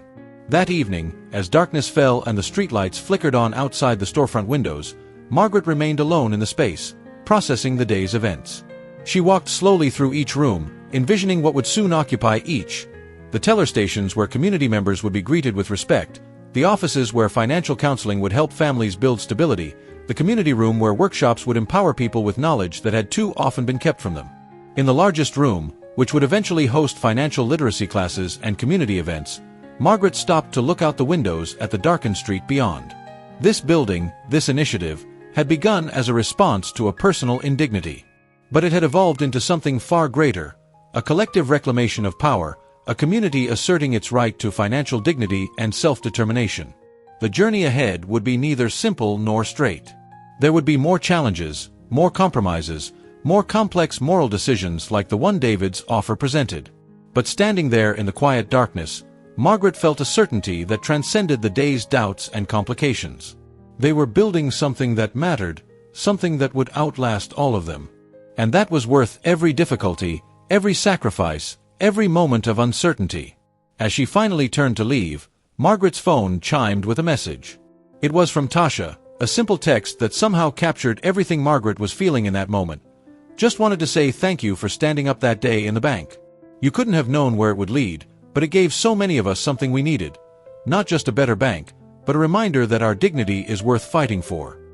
If this story of transformation and justice resonates with you, please hit that like button and subscribe to support more content that celebrates the power of standing up for what's right. The morning of the report release dawned clear and cold, the first true hint of winter in the air. Margaret stood at her kitchen window, watching her breath fog the glass as she cradled a mug of coffee between her hands. The maple tree in her yard had shed most of its leaves, its branches stark against the pale blue sky, vulnerable but unburdened, ready to endure the coming season. She felt a similar vulnerability and readiness within herself. Today would change things irrevocably. Once the Banking on Dignity report was public, there would be no retreat to the comfortable privacy she had cultivated throughout her career. She would be irrevocably associated with a direct challenge to powerful institutions, with all the scrutiny and potential repercussions that entailed. Her phone rang, Josephine, calling earlier than their planned check-in. "Turn on Channel 4, Josephine said without preamble, her voice tight with tension. Margaret fumbled for the remote, her heart rate accelerating at her friend's tone. The local news appeared on screen, the anchor looking serious as he addressed the camera. Exclusive report on allegations of financial impropriety within the proposed Willow Creek Community Credit Union. Documents provided to our station raise questions about the legitimacy of the institution's funding and the qualifications of its leadership team. Susan Chen is live outside the proposed credit union location with more on this developing story." The camera cut to a young reporter standing in front of the storefront that Margaret had left just hours before. Behind her, someone had spray-painted "fraud" across the freshly cleaned windows. According to documents received by our station early this morning, significant portions of the credit union's initial funding came from sources with questionable financial histories. Particularly concerning are allegations regarding James Mitchell, the tech entrepreneur whose $2 million investment represents the largest single contribution to the initiative. The screen switched to copies of what appeared to be tax documents and regulatory filings, with certain sections highlighted. These records appear to show that Mitchell's company, Innotech Solutions, has been under investigation by the Securities and Exchange Commission for accounting irregularities. If confirmed, this could jeopardize not only his investment but the credit union's entire regulatory approval process. Margaret sank into a chair, her coffee forgotten. This was a direct attack, timed precisely to preempt their report release and undermine public confidence in the credit union before the community's banking experiences could gain attention. Her phone was already buzzing with incoming calls and messages, from team members, from community supporters, from reporters seeking comment. She ignored them all momentarily, focusing instead on understanding exactly what they were facing. The news segment continued, the reporter now interviewing Richard Tennant, Margaret's former business partner, who spoke with practiced concern about rushing into financial ventures without proper due diligence and putting community members' future savings at risk. When the segment finally ended, returning to the studio for weather and sports, Margaret took a deep breath and began returning calls. First to James Mitchell, who answered immediately. "I've seen it," he said before she could speak. "It's a deliberate misrepresentation. The SEC conducted a routine review of our acquisition practices last year, standard procedure for companies our size. We cooperated fully, adjusted some reporting protocols, and the matter was closed without any findings of wrongdoing. I have all the documentation." "They're trying to prevent our report release," Margaret said, thinking aloud. "They know what's coming and they're attempting to discredit us before we can speak. The question is, do we delay or push forward?" James asked. Margaret considered the options. Delaying would give them time to counter these allegations, to protect their reputations. But it would also mean surrendering the narrative momentum they had built, allowing doubt to settle in the community's mind. "We push forward," she decided. "We address these allegations directly as part of our press conference. We show the community that we have nothing to hide, unlike those who are attacking us." Her next call was to Josephine, who had already begun coordinating the team's response. Elena and her students are preparing a fact-check document on the news segment. Thomas is drafting a statement addressing the legal status of James's company. Tasha is reaching out to our community storytellers to ensure they're still comfortable proceeding given this new level of hostility. And the vandalism at the storefront? Pastor Johnson is already there with volunteers to clean it up. He's invited community members to join him, turning it into a show of solidarity rather than an embarrassment. His message is, "They try to label us. We respond with unity." Margaret felt a surge of gratitude for her team's resilience and quick thinking. "What do you need from me?" "Just be ready to lead the press conference with your usual grace and strength," Josephine replied. "The rest of us will handle the preparations. This attack shows how threatened they are by what we're building. We must be doing something right." By noon, the scene outside the credit union storefront had transformed. What had begun as an act of vandalism had become an impromptu community gathering. Dozens of people had responded to Pastor Johnson's call, bringing cleaning supplies, food, and an unshakable determination to stand with the credit union initiative. Children helped scrub away the spray paint while their parents shared stories of their own experiences with traditional banks. Elderly community members who rarely ventured out for public events sat in chairs borrowed from the church, offering wisdom and encouragement. Local business owners brought coffee and sandwiches, turning the cleanup into something approaching a celebration. When Margaret arrived, the crowd parted to make way for her, many reaching out to touch her arm or shoulder in gestures of support. The window was clean again, the storefront transformed with handmade signs expressing community pride and ownership, "Our money, our future," and "Banking with dignity," and "Community over profit." Pastor Johnson approached, his expression serene despite the morning's chaos. "They thought they would shame us," he said quietly. "Instead, they've united us. God works in mysterious ways." Margaret smiled, touched by his perspective and the community's response. "I never expected this level of support." "You should have," he replied simply. "What you began that day in the bank, it resonated with people because it wasn't just your dignity at stake. It was all of ours. When you stood up, you stood for everyone who's ever been made to feel less than worthy." The press conference was scheduled for 2 o'clock in the Church Fellowship Hall, a deliberate choice of venue that emphasized the community foundation of the initiative. As the appointed hour approached, the hall filled beyond capacity. Local media set up cameras at the back, while community members packed the seats and stood along the walls. The energy was electric, a mixture of indignation at the morning's attacks and determination to move forward regardless. At precisely 2 o'clock, Margaret took the podium, flanked by the core team and several community members who had agreed to share their stories publicly. She was wearing her navy blue coat, the same one she had worn to the bank that autumn morning that had started everything. It felt fitting, a reminder of how a single moment of standing firm in one's dignity could cascade into something transformative. "Good afternoon," she began, her voice steady and clear. "Today was intended to be the release of our Banking on Dignity report, a comprehensive documentation of how traditional banking practices have impacted this community. That release will still proceed as planned. But first, we must address this morning's news segment and the allegations it contained." She gestured to James Mitchell, who stepped forward with a folder of documents. These are the complete records of the SEC review mentioned in that report, including the final determination that found no wrongdoing. We have copies for any media outlet that wishes to verify their authenticity. We also have statements from our legal team addressing the other allegations raised this morning. Margaret's gaze swept the room, meeting the eyes of reporters and community members alike. We could spend the entire afternoon refuting these baseless claims. We could question the timing of their release, so conveniently preceding our own report. We could speculate about who provided these strategically edited documents to the media. She paused, letting the implications sink in. But we will not allow those who oppose this initiative to control the narrative or distract from the real issue at hand: the systematic financial exclusion that has limited opportunity in this community for generations. With that, she stepped aside, allowing Clara Jenkins, the grandmother caring for her grandchildren, to approach the podium. Clara's hands trembled slightly, but her voice was strong as she described being turned away when trying to open accounts for her grandchildren's survivor benefits. "I worked hard all my life," she concluded, emotion thick in her voice.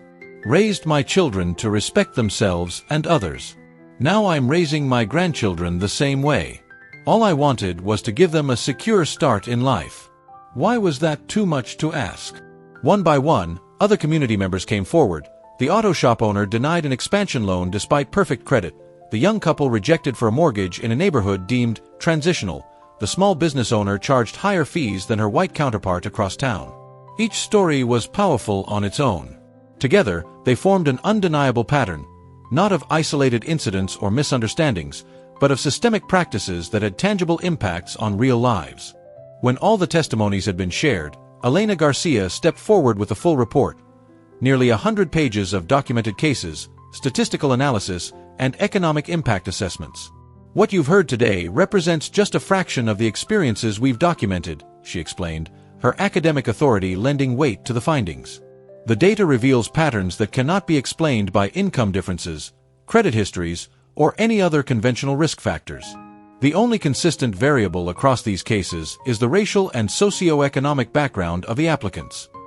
As Elena outlined the key findings, Margaret watched the faces in the audience. The dawning recognition among some who had never considered these issues, the vindication among others who had lived them firsthand. This was the moment of collective awakening she had hoped for, not just anger at injustice, but a shared understanding that alternatives were both necessary and possible. When the presentation concluded, Margaret returned to the podium for final remarks and questions. The first came from Susan Chen, the reporter who had covered the morning's allegations. "Ms. Washington, given the serious concerns raised about the credit union's funding sources, aren't you worried that proceeding might put community members at risk?" The question was clearly designed to reignite doubt, to shift attention back to the morning's allegations despite the documentation they had provided. Margaret met the young reporter's gaze directly. "Ms. Chen, I appreciate your concern for our community. I share it. That's why we've been completely transparent about our funding, our governance structure, and our regulatory compliance. The real risk to this community isn't from our initiative. It's from maintaining a status quo that has demonstrably failed to serve everyone equally." She gestured to the filled room around them. "The people here today aren't just audience members. They're founding members of this credit union. They've chosen to invest their trust, their resources, and their futures in this institution because they believe in its mission and its integrity. I would suggest that the more relevant question isn't why we're proceeding despite opposition. It's why that opposition is so determined to prevent this community from creating its own financial solutions." The reporter seemed taken aback by the directness of Margaret's response, and for a moment, the practiced neutrality of her expression slipped, revealing something almost like respect. Other questions followed, about regulatory approval timelines, service offerings, membership requirements. The team addressed each one candidly, emphasizing both the challenges ahead and their commitment to overcoming them.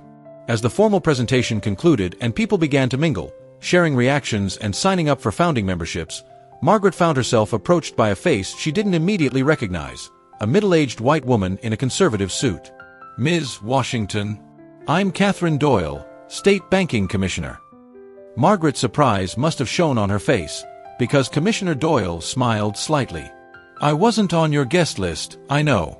But when I heard about both the report and the rather coordinated attempt to discredit it before release, I decided to observe firsthand. I appreciate your interest," Margaret replied carefully, unsure of the commissioner's position on their initiative.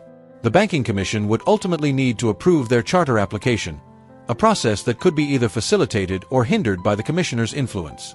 What I've heard today is concerning, Commissioner Doyle continued, her expression serious.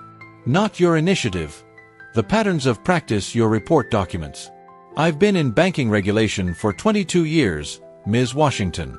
I've reviewed hundreds of community complaints, but I've never seen them aggregated and analyzed this way before. It's compelling. Margaret studied the commissioner, looking for any sign of political positioning or insincerity. She found none, just the troubled expression of someone confronting evidence that challenged their understanding of the systems they oversaw.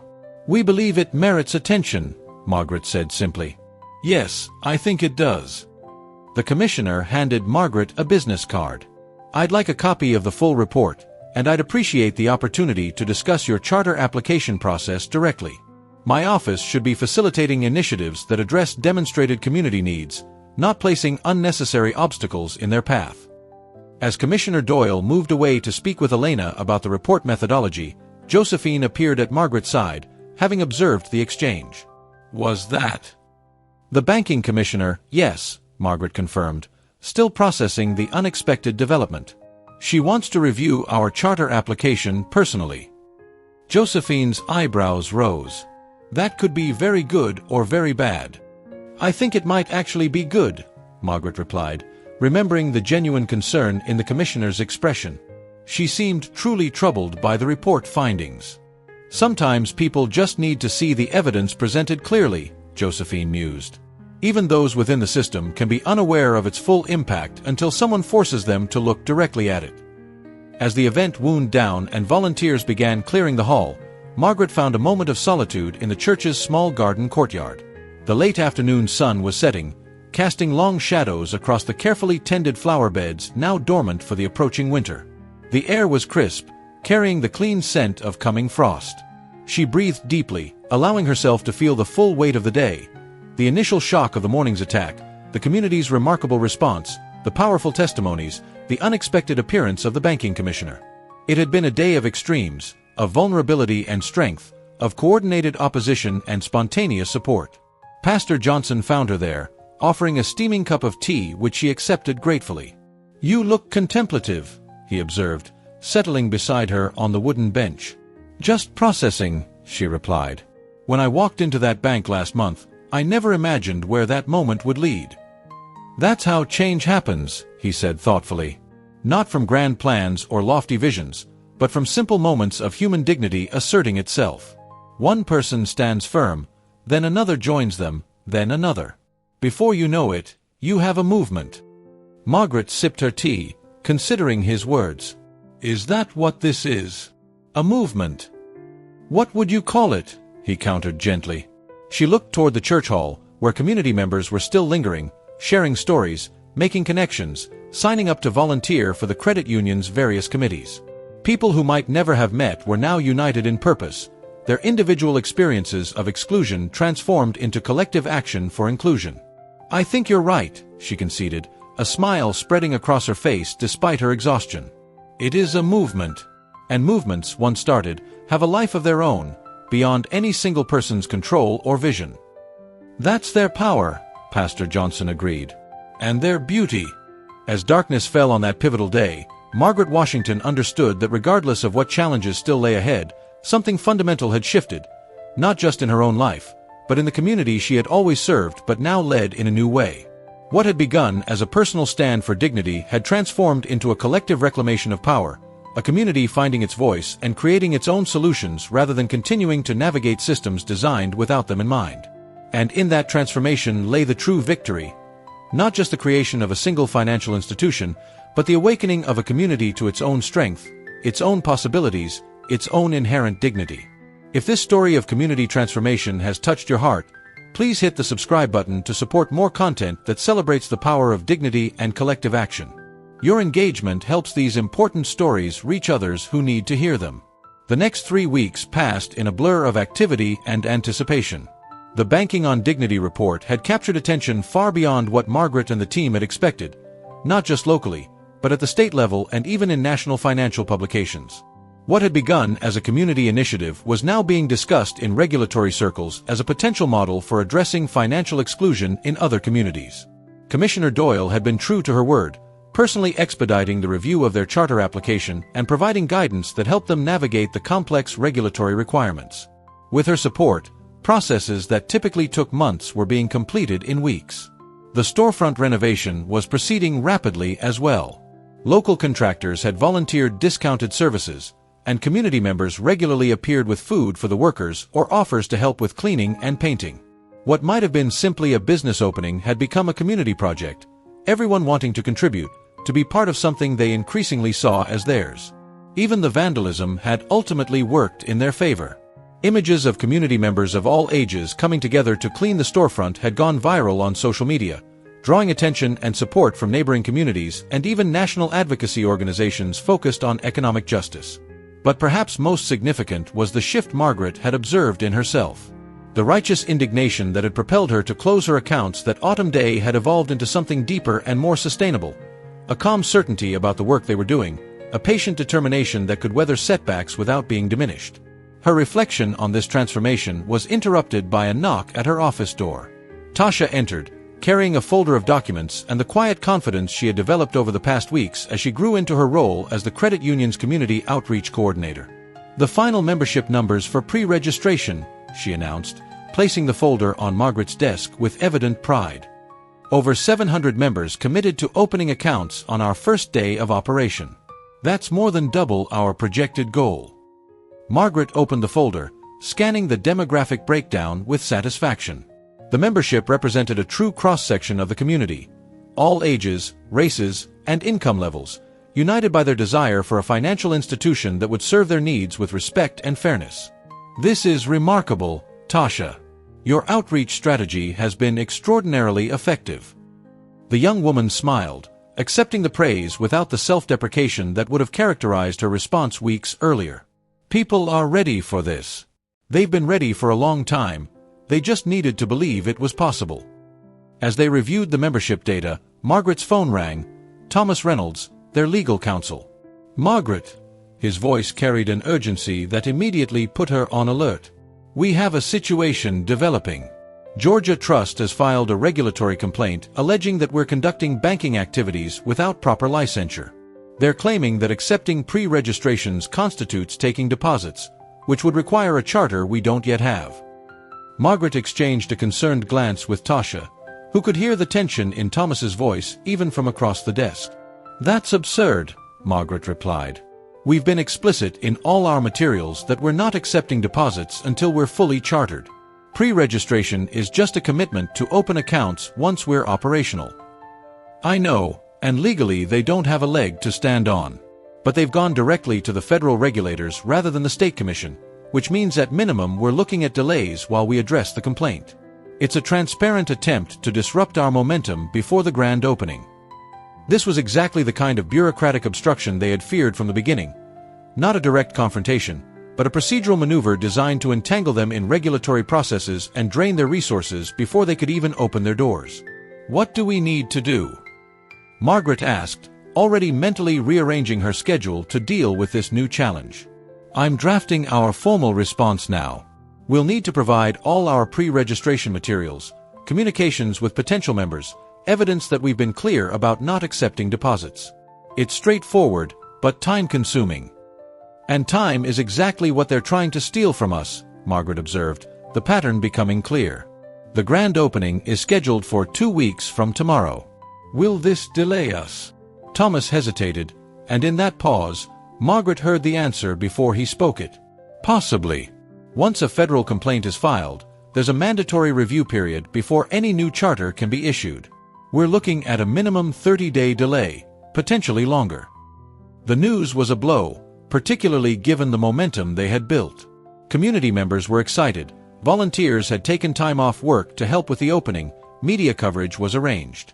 Delaying now would not only disappoint their supporters but potentially undermine confidence in the initiative's viability. "We need to discuss this with the team," Margaret decided. "Can you meet at the storefront at 5 today? I'll have Josephine contact everyone." After ending the call, She looked to Tasha, whose expression reflected the same determination Margaret felt. "They're trying to stop us through bureaucracy because they can't stop us any other way," the young woman said, anger evident in her voice. "Which means they still don't understand what we're building," Margaret replied, a strange calm settling over her despite the setback. "They think this is just about opening a financial institution. It's not. It's about a community reclaiming its economic power. Whether that happens tomorrow or 30 days from now doesn't change the ultimate outcome." Tasha's anger transformed into a slow smile of understanding. "So we use the delay to our advantage? Build even more support." "Exactly. If they want to give us another month to organize, to strengthen our foundation, to grow our membership, let's use it." The team meeting that evening was initially somber as Thomas explained the regulatory complaint and its implications. But as Margaret outlined her perspective, that the delay, while frustrating, offered opportunities to further strengthen their position, the mood shifted from disappointment to strategic determination. "We can use this time to enhance our educational programs," Elena suggested. "My students have developed financial literacy modules specifically for young adults and seniors. We could run pilot workshops, get feedback, refine the content before the official opening. And we can continue gathering stories," Tasha added. "The report has encouraged more people to come forward. Their experiences add weight to our case and help others understand why this initiative matters." "What about the practical aspects of the delay?" Josephine asked, ever the pragmatist. "We have vendors scheduled, volunteers arranged, media lined up. Pushing everything back a month has real logistical and potentially financial implications." It was Martin who offered the solution, drawing on his corporate experience. "We split the difference. Keep the date as a community celebration, not a grand opening, but a preview event. We showcase the space, introduce the services, allow people to complete their pre-registration in person. We build excitement while being transparent about the regulatory process we're navigating." "A coming soon celebration rather than a grand opening," Margaret mused, seeing the potential. "We demonstrate that bureaucratic delays won't diminish our commitment or our progress." The strategy addressed both the practical concerns and the community expectations. More importantly, it transformed what Georgia Trust had intended as a setback into an opportunity for deeper engagement. As the meeting concluded and the team dispersed into the cool evening, Margaret remained behind with Pastor Johnson, who had been characteristically thoughtful during the discussion, offering perspective without dominating the conversation. "You have something on your mind," Margaret observed as they walked together through the nearly completed credit union space, their footsteps echoing on the new flooring. "I was thinking about patterns," he replied. "How often in our community's history a moment of oppression has become the catalyst for something greater than anyone could have planned. During the civil rights movement, each attempt to maintain segregation only strengthened the resolve of those fighting against it. Each arrest, each fire hose, each police dog made the movement stronger, not weaker." Margaret nodded, understanding the parallel he was drawing. "You're saying Georgia Trust's opposition is actually strengthening what we're building." "Precisely. They still believe this is a battle they can win through traditional power, money, influence, regulatory maneuvering. They don't understand that those tactics only work against individuals, not against communities united in purpose." He paused, looking around at the space that would soon welcome those who had been excluded elsewhere. "They're fighting the last war, using strategies that worked when people felt isolated in their experiences. But that isolation has been broken. People now know they're not alone, that their experiences are part of a pattern, that together they have the power to create alternatives." His words resonated deeply with Margaret.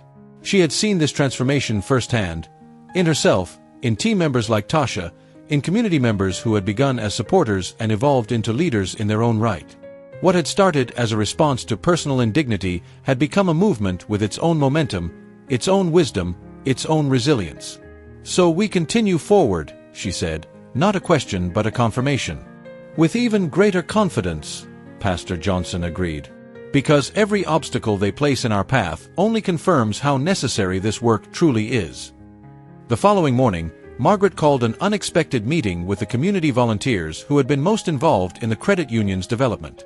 They gathered in the storefront's community room, a diverse group spanning generations, backgrounds, and experiences, but united by commitment to what they were building together. "I've asked you here," Margaret began, "because what we're creating belongs to all of us, and decisions about how we respond to challenges should be made collectively." She explained the regulatory complaint and the team's proposed strategy for moving forward with a preview event rather than a formal opening. "But before we proceed, I want to hear your perspectives. This is your credit union too.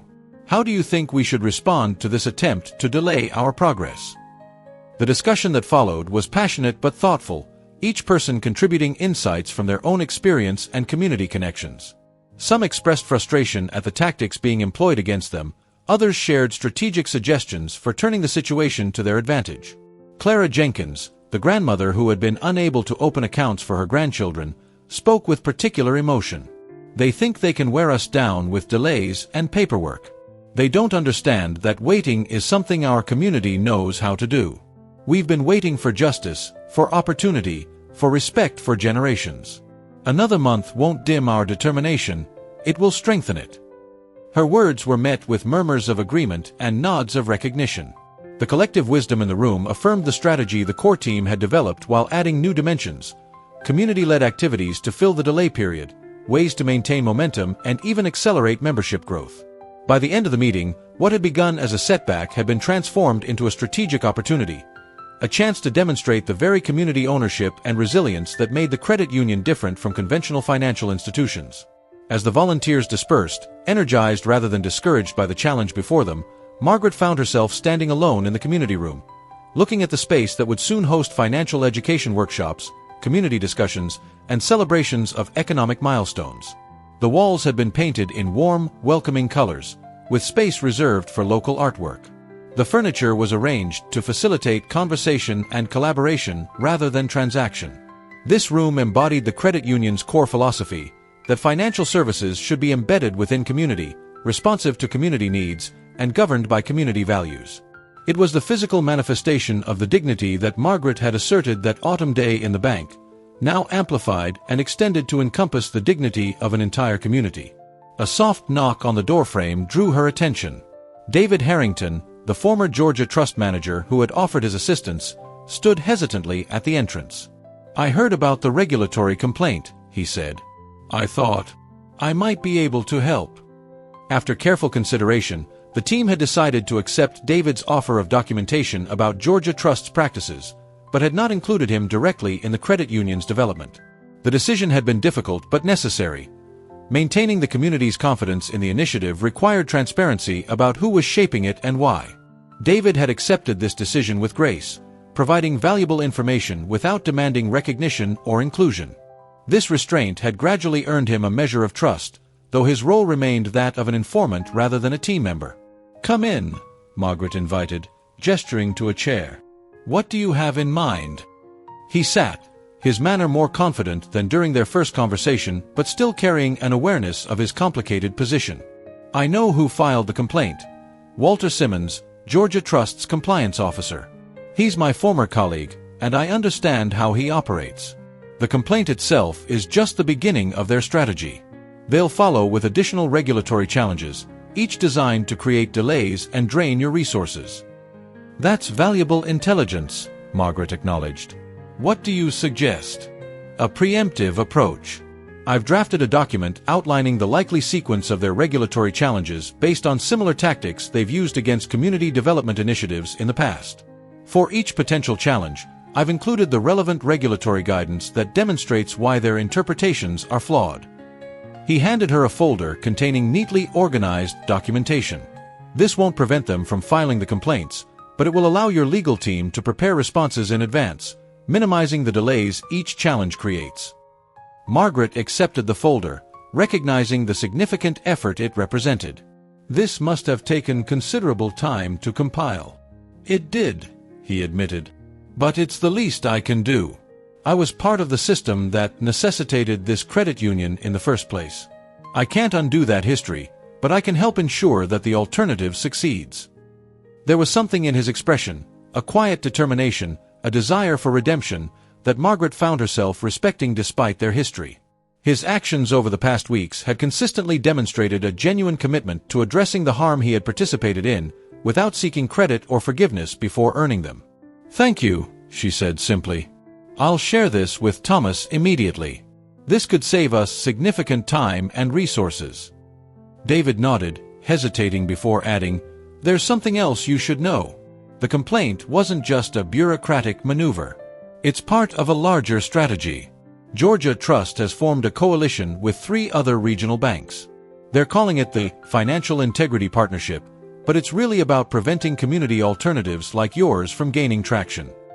Margaret's brow furrowed as she absorbed this new information. "How do you know this?" "I still have friends at the bank. People who are uncomfortable with what's happening but aren't ready to leave. One of them reached out last night." He paused, choosing his words carefully. "The coalition is planning to lobby for stricter state regulations on community financial institutions, higher capital requirements, more extensive reporting obligations, restrictions on membership criteria. They're framing it as consumer protection, but the real goal is to make initiatives like yours financially unfeasible." The implications were significant. What they faced wasn't just opposition to their specific credit union, but a systemic effort to prevent similar initiatives elsewhere. The stakes had just become much higher. "This goes beyond Willow Creek," Margaret said, thinking aloud. "This is about whether communities like ours can create their own financial institutions anywhere." "Exactly," David confirmed. "They see your success as a dangerous precedent. If you demonstrate that communities can create viable alternatives to traditional banks, others will follow. They're trying to close the door before it opens fully." Margaret stood, a new determination settling in her bones. This wasn't just about her dignity anymore, or even just their community's well-being. It was about preserving a pathway to economic self-determination for communities everywhere. "We need to expand our strategy," she said decisively. "Beyond just establishing this credit union. We need to connect with similar initiatives in other communities, create a network of mutual support, develop shared resources for navigating regulatory challenges." David watched her, a flicker of admiration crossing his face. "They're underestimating you again. They think regulatory hurdles will make you give up." "They still don't understand what we're building," Margaret replied, a quiet strength in her voice.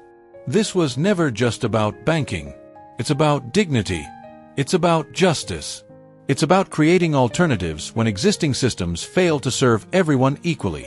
And those aren't principles we're willing to compromise, no matter how many obstacles they place in our path." As David left with a promise to provide any additional information he could gather about the coalition's plans, Margaret remained in the community room, her mind racing with implications and possibilities. The challenge before them had grown substantially, but so had the potential impact of their success. She pulled out her phone and called Josephine. "We need to reconvene the team. Today, if possible. The situation has evolved, and our strategy needs to expand accordingly." 2 hours later, the core team had gathered around the large table in the credit union's conference room. The space still smelled of fresh paint and new carpet, tangible reminders of how close they were to opening their doors despite the regulatory challenges. Margaret had shared David's information about the bank coalition and their lobbying efforts, watching as understanding of the broader implications dawned on each face. "So this is no longer just about establishing our credit union," Elena summarized, pushing her glasses up on her nose. "It's about protecting the very possibility of community financial alternatives." "Exactly," Margaret confirmed. "They're trying to change the rules of the game because they know they can't win under the current ones." "Which means we need to play at that level too," Martin added, his corporate experience valuable in understanding the dynamics at work. "We need to engage with policy, with regulatory frameworks, with legislative advocacy." Josephine nodded thoughtfully. "And we need allies, other community financial initiatives, advocacy organizations, sympathetic legislators. This isn't a fight we can win alone." "I have contacts at several credit unions in neighboring counties," Pastor Johnson offered. "And through the Ministerial Alliance, I can reach community leaders across the state who might be facing similar challenges." Tasha, who had been quieter than usual, finally spoke. "Don't forget the power of public narrative. If they're framing this as consumer protection, we need to reveal the actual impact on real consumers. The stories we've collected for the Banking on Dignity report are more important than ever." Margaret looked around the table, pride swelling in her chest at the strategic thinking and commitment of her team. What had begun as a personal stand had evolved into something far larger, and the people gathered around this table had evolved with it, from supporters to leaders, each bringing unique strengths to a collective purpose. We need to operate on multiple fronts simultaneously, she decided. Thomas, you and Martin focus on the immediate regulatory challenges. Use David's information to prepare our responses in advance. Elena, expand your research to document similar initiatives nationwide. We need to demonstrate that this model works and benefits communities. Pastor Johnson, begin reaching out to your contacts to form a coalition of our own. Josephine, coordinate our communication strategy. We need to control the narrative about what's happening. Tasha, prepare a public education campaign about the real impact of banking policies on community well-being. As each person nodded, accepting their assignments with determination, Margaret continued, and I'll work with Commissioner Doyle. She's already shown interest in our findings about banking practices. She needs to understand what's at stake with this lobbying effort, not just for our credit union, but for her own regulatory authority and the communities she serves. The meeting continued for another hour, detailing specific actions and timelines. Despite the gravity of the challenge before them, there was an energy in the room, a collective recognition that they were engaged in something significant, something that transcended their individual interests or even the specific needs of Willow Creek. As they prepared to disperse, each with clear next steps, Pastor Johnson raised his hand slightly. If I might offer a reflection before we go our separate ways. When Margaret nodded, he continued, his deep voice carrying the wisdom of decades of community leadership. What we're witnessing is a pattern as old as justice work itself. Those with power rarely surrender it willingly. When individual exclusion is challenged, they resort to systemic barriers. When those barriers are questioned, they attempt to change the rules entirely. But throughout history, communities that stand together with moral clarity and strategic wisdom have prevailed against far greater obstacles than we face today. He looked around the table, meeting each person's eyes in turn. This effort to stop us is, in its way, a recognition of the power of what we're building. They would not expend such resources to oppose something insignificant. So let us take heart in their opposition, finding in it confirmation of our impact and renewal of our purpose. His words settled over the group like a blessing, transforming apprehension into resolve. As they departed, some to research, others to make calls, others to draft documents, Margaret remained briefly with Josephine, her oldest friend and most trusted advisor. Are we taking on too much? Margaret asked quietly, allowing a rare moment of vulnerability. This has grown far beyond what I imagined that day in the bank. Josephine considered the question seriously before answering. I don't think the scope has changed, Margaret. Only our understanding of it. What happened to you that day wasn't an isolated incident. It was a manifestation of something systemic. We're just following the problem to its roots. She squeezed Margaret's hand briefly. Besides, you've never been one to choose the easier path just because it's easier. You choose the necessary path, regardless of its difficulty. That's why people follow you, why they trust you. You stand for what's right, not what's convenient. As Josephine left to begin coordinating their communication strategy, Margaret stayed in the conference room, looking out the window at the street beyond. The afternoon sun caught on the windows of businesses across the way, creating momentary flashes of brilliance against the brick facades. People moved along the sidewalks, heading to shops, returning from work, living their daily lives in a community that had begun to awaken to its own power. She thought of all the invisible ways these lives were shaped by financial systems, the opportunities granted or denied, the dreams nurtured or deferred, the dignity affirmed or undermined. What they were building went beyond account balances and interest rates. It was about creating a financial home where people were valued for their character and potential rather than just their credit scores or collateral. With renewed determination, Margaret gathered her notes and headed to her office to call Commissioner Doyle. The path ahead would be challenging, the opposition formidable. But they had something their opponents lacked, the moral clarity that comes from fighting for dignity, for justice, for a future where systems serve people rather than the other way around. If this story of courage and determination in the face of powerful opposition speaks to you, please hit the subscribe button to support more narratives about dignity and justice. Your engagement helps these vital stories reach those who need to hear them. The Coming Soon preview event exceeded all expectations. Despite the regulatory delays preventing them from officially opening for business, over 900 community members filled the credit union space throughout the day, touring the facilities, meeting staff, completing pre-registration forms, and participating in financial education workshops. The atmosphere was festive yet purposeful. Local musicians performed in the corner of the lobby, their jazz and soul melodies creating a welcoming ambience. Community organizations had set up information tables, connecting financial empowerment with other aspects of community well-being. Children participated in age-appropriate activities about saving and budgeting, proudly wearing stickers proclaiming them future credit union members. Most powerful, though, were the impromptu sharing circles that formed throughout the day. In the community room, people who had rarely spoken publicly about their financial challenges found themselves exchanging stories of denied loans, of predatory lending, of subtle discrimination and outright exclusion. Each story reinforced the necessity of what they were creating together. Each voice added strength to their collective purpose. Margaret moved through the space, engaging with community members, answering questions, accepting both congratulations and concerns with equal attention. She felt a profound sense of rightness, as though everything in her life had been preparation for this moment, this work, this community awakening. Late in the afternoon, as the event continued with undiminished energy, she noticed a familiar figure standing somewhat awkwardly near the entrance.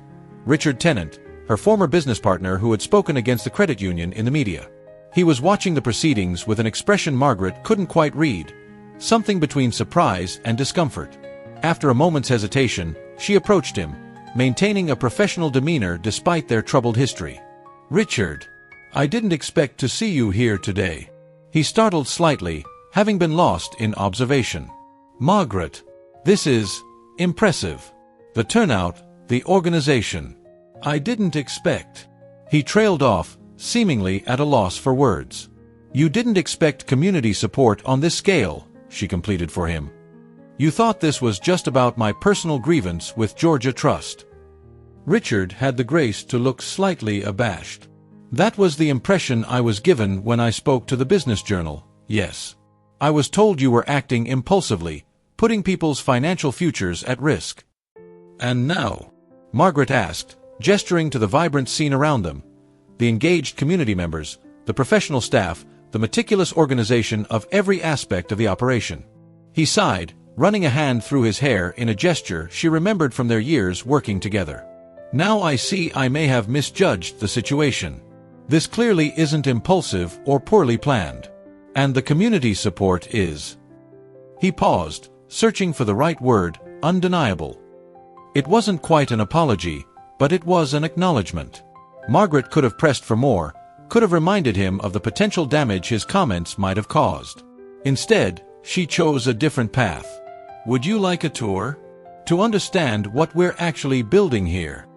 The offer clearly surprised him. After a moment's consideration, he nodded.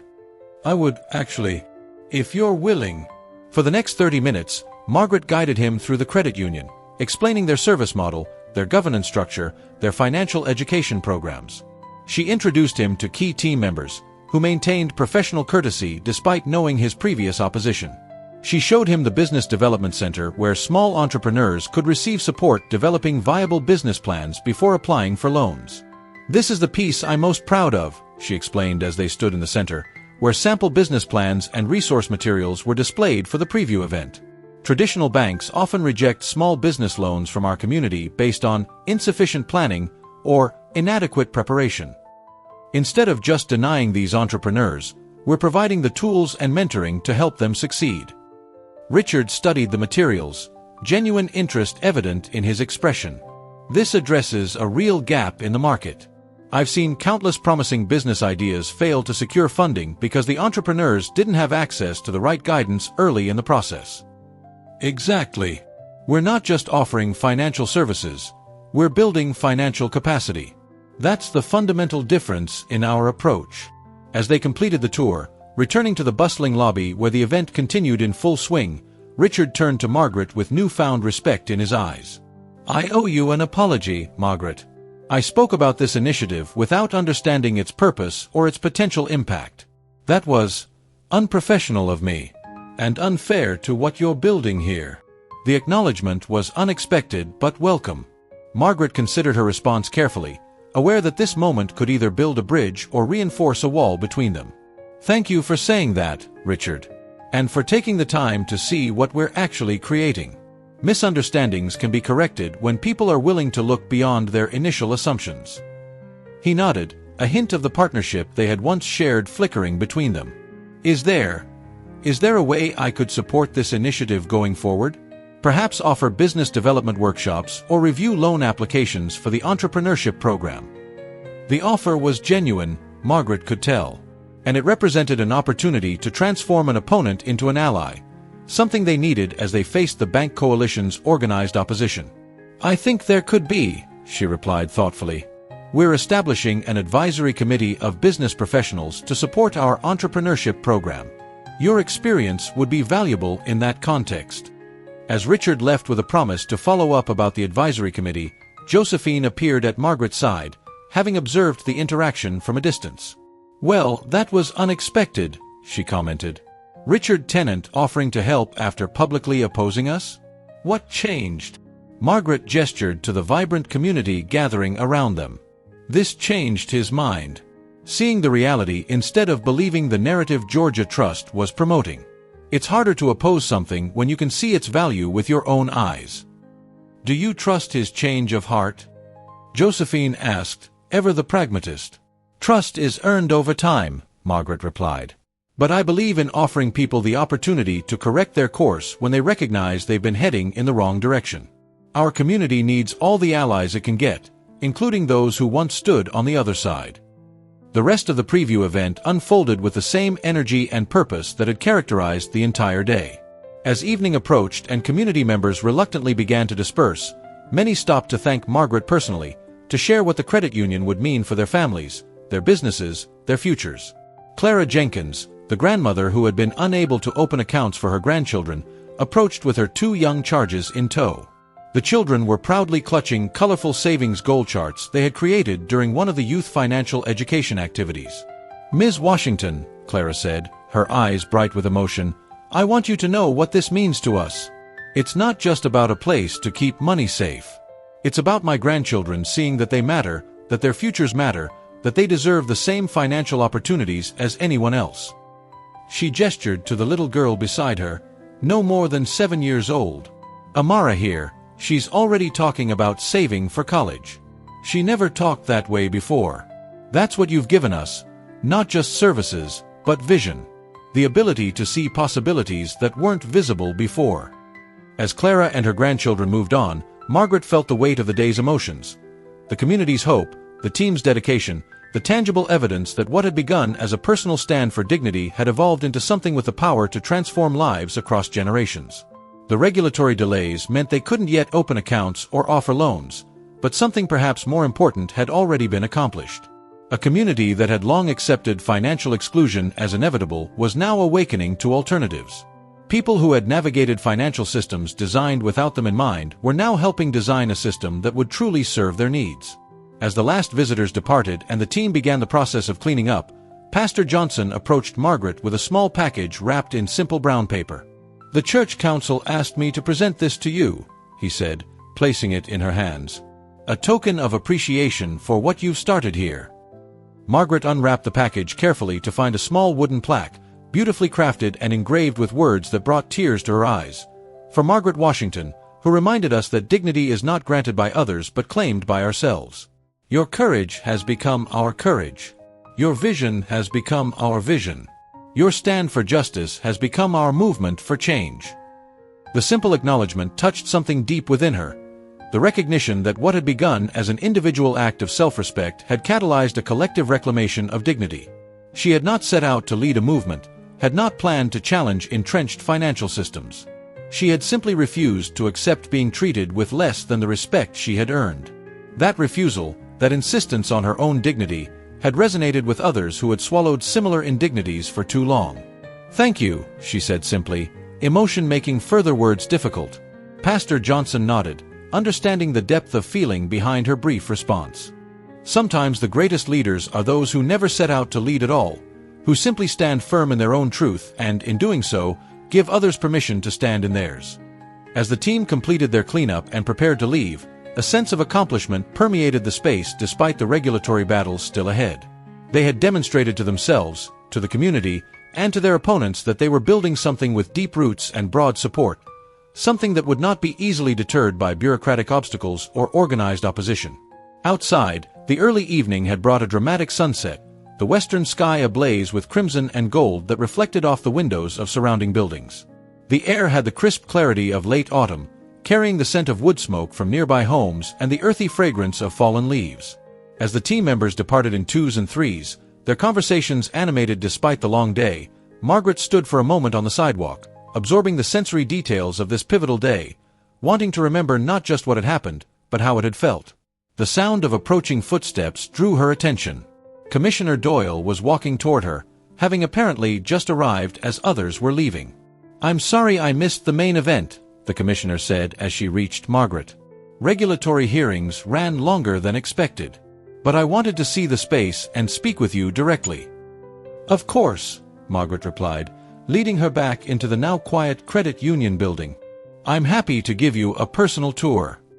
As they moved through the space, Margaret pointing out the various service areas and explaining their approach, Commissioner Doyle listened attentively, asking thoughtful questions about governance structures, accountability mechanisms, and community engagement strategies.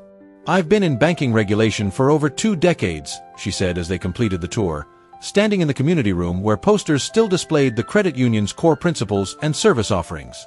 "I've seen countless financial institutions open their doors.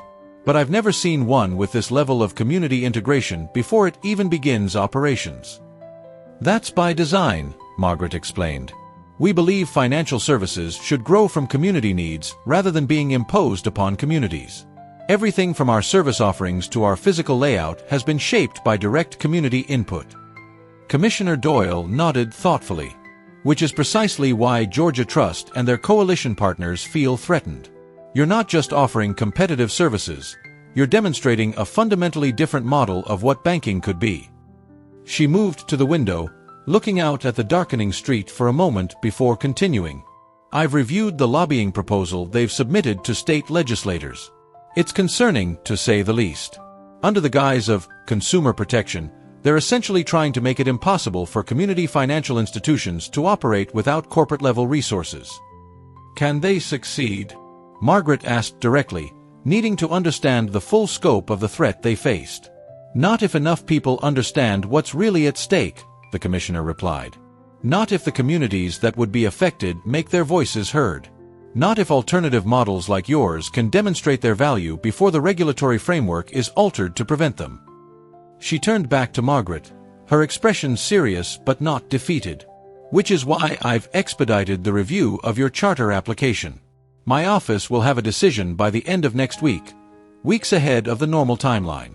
If approved, you could begin operations before the legislative session where these proposed changes would be considered." The news was unexpected and significant. Operating as a chartered institution before the potential regulatory changes would grandfather them under existing rules, allowing them to demonstrate their model's viability and build the case against restrictive new requirements. "Thank you," Margaret said, recognizing the commissioner's courage in taking this position. "May I ask what prompted your personal involvement in this matter?" Commissioner Doyle took a seat at one of the tables, gesturing for Margaret to join her. When they were both seated, she spoke with a candor that surprised Margaret. "My mother was a single parent, raising 3 children on a teacher's salary in rural Georgia. When I was 12, our house needed a new roof, urgently, before the rainy season.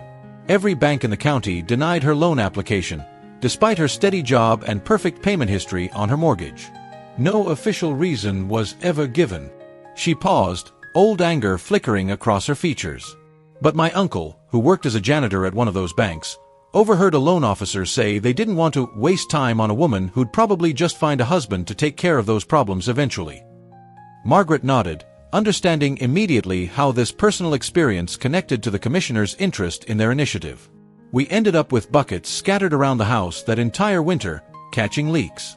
My mother worked extra jobs, saving every penny until spring when she could finally pay cash for the repairs." The commissioner's expression softened with memory. "She never complained, never showed self-pity. She just did what needed to be done.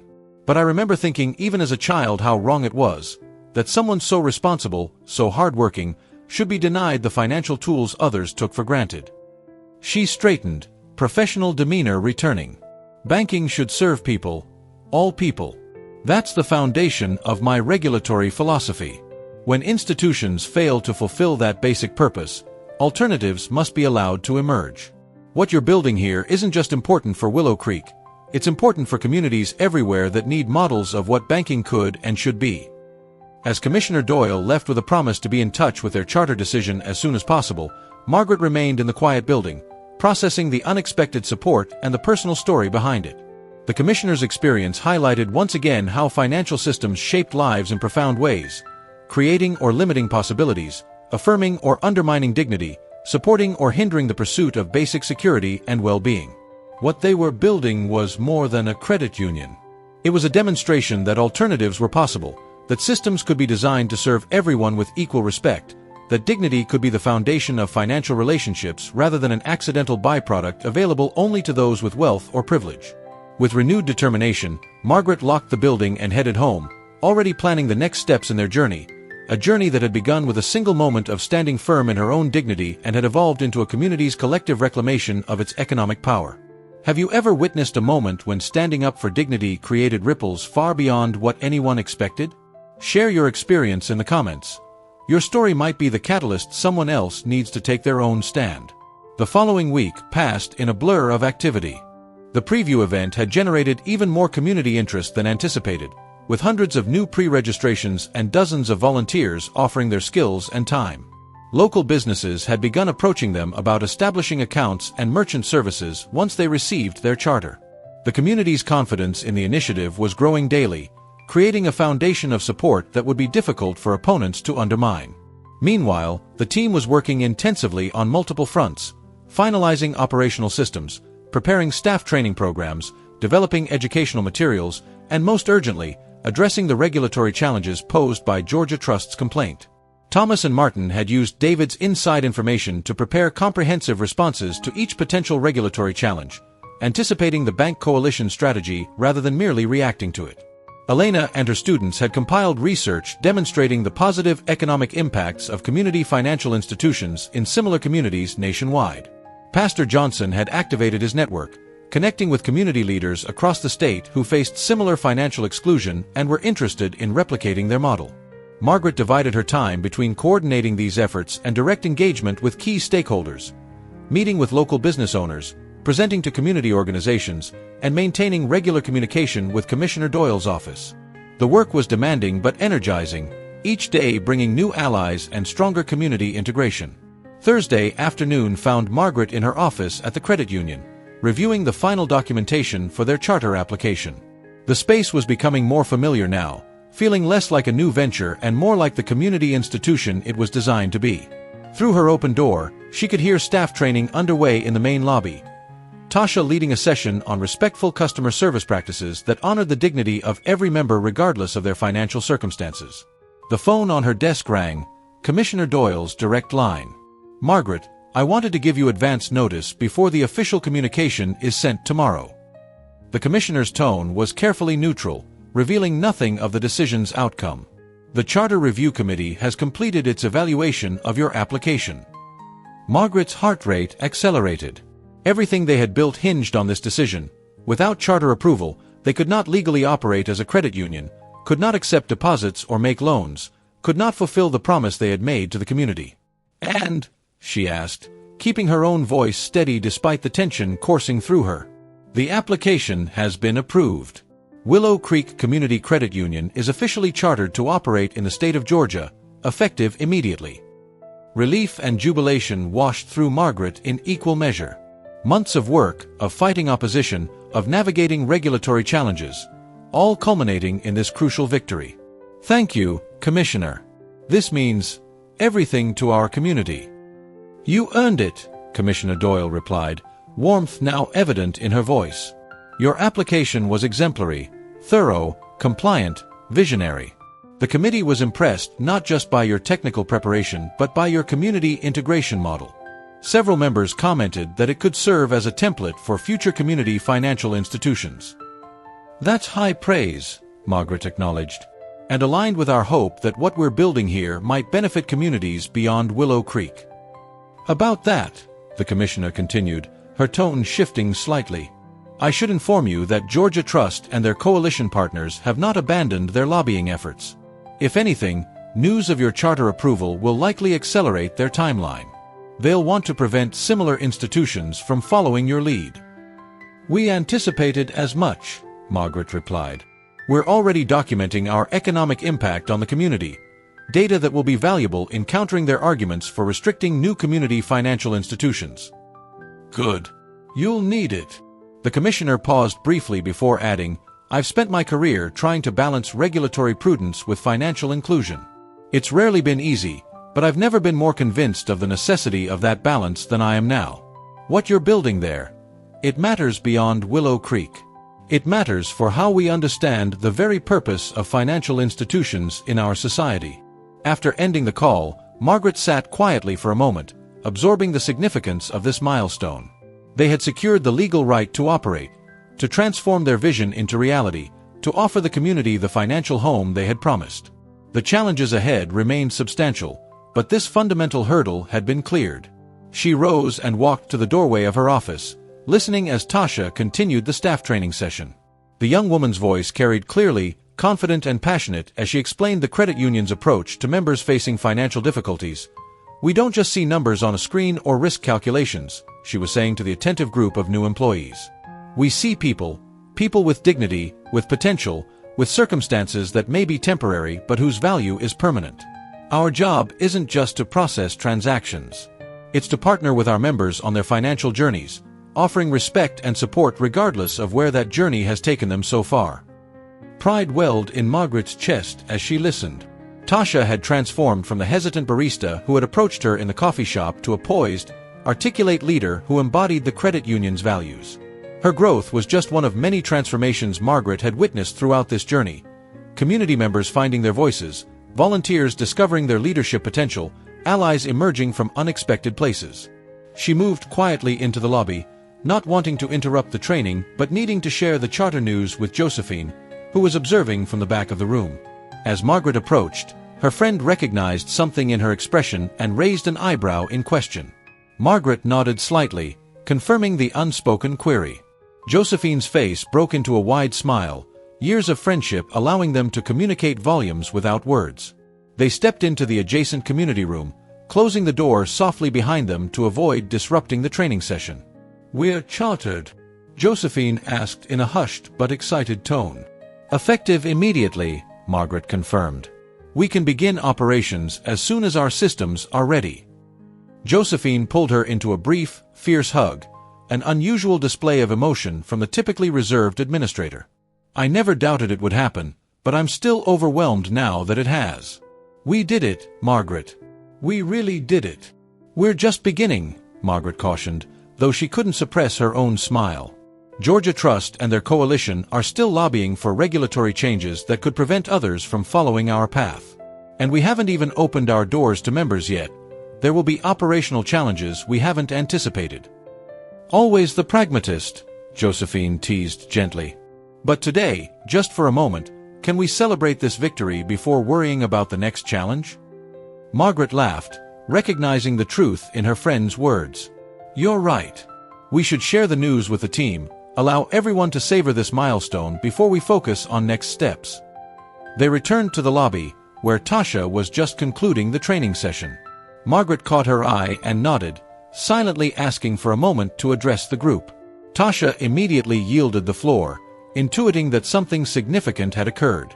I've just received word from Commissioner Doyle, Margaret announced, her voice carrying to every corner of the suddenly silent room. Our charter application has been approved. Willow Creek Community Credit Union is officially authorized to begin operations.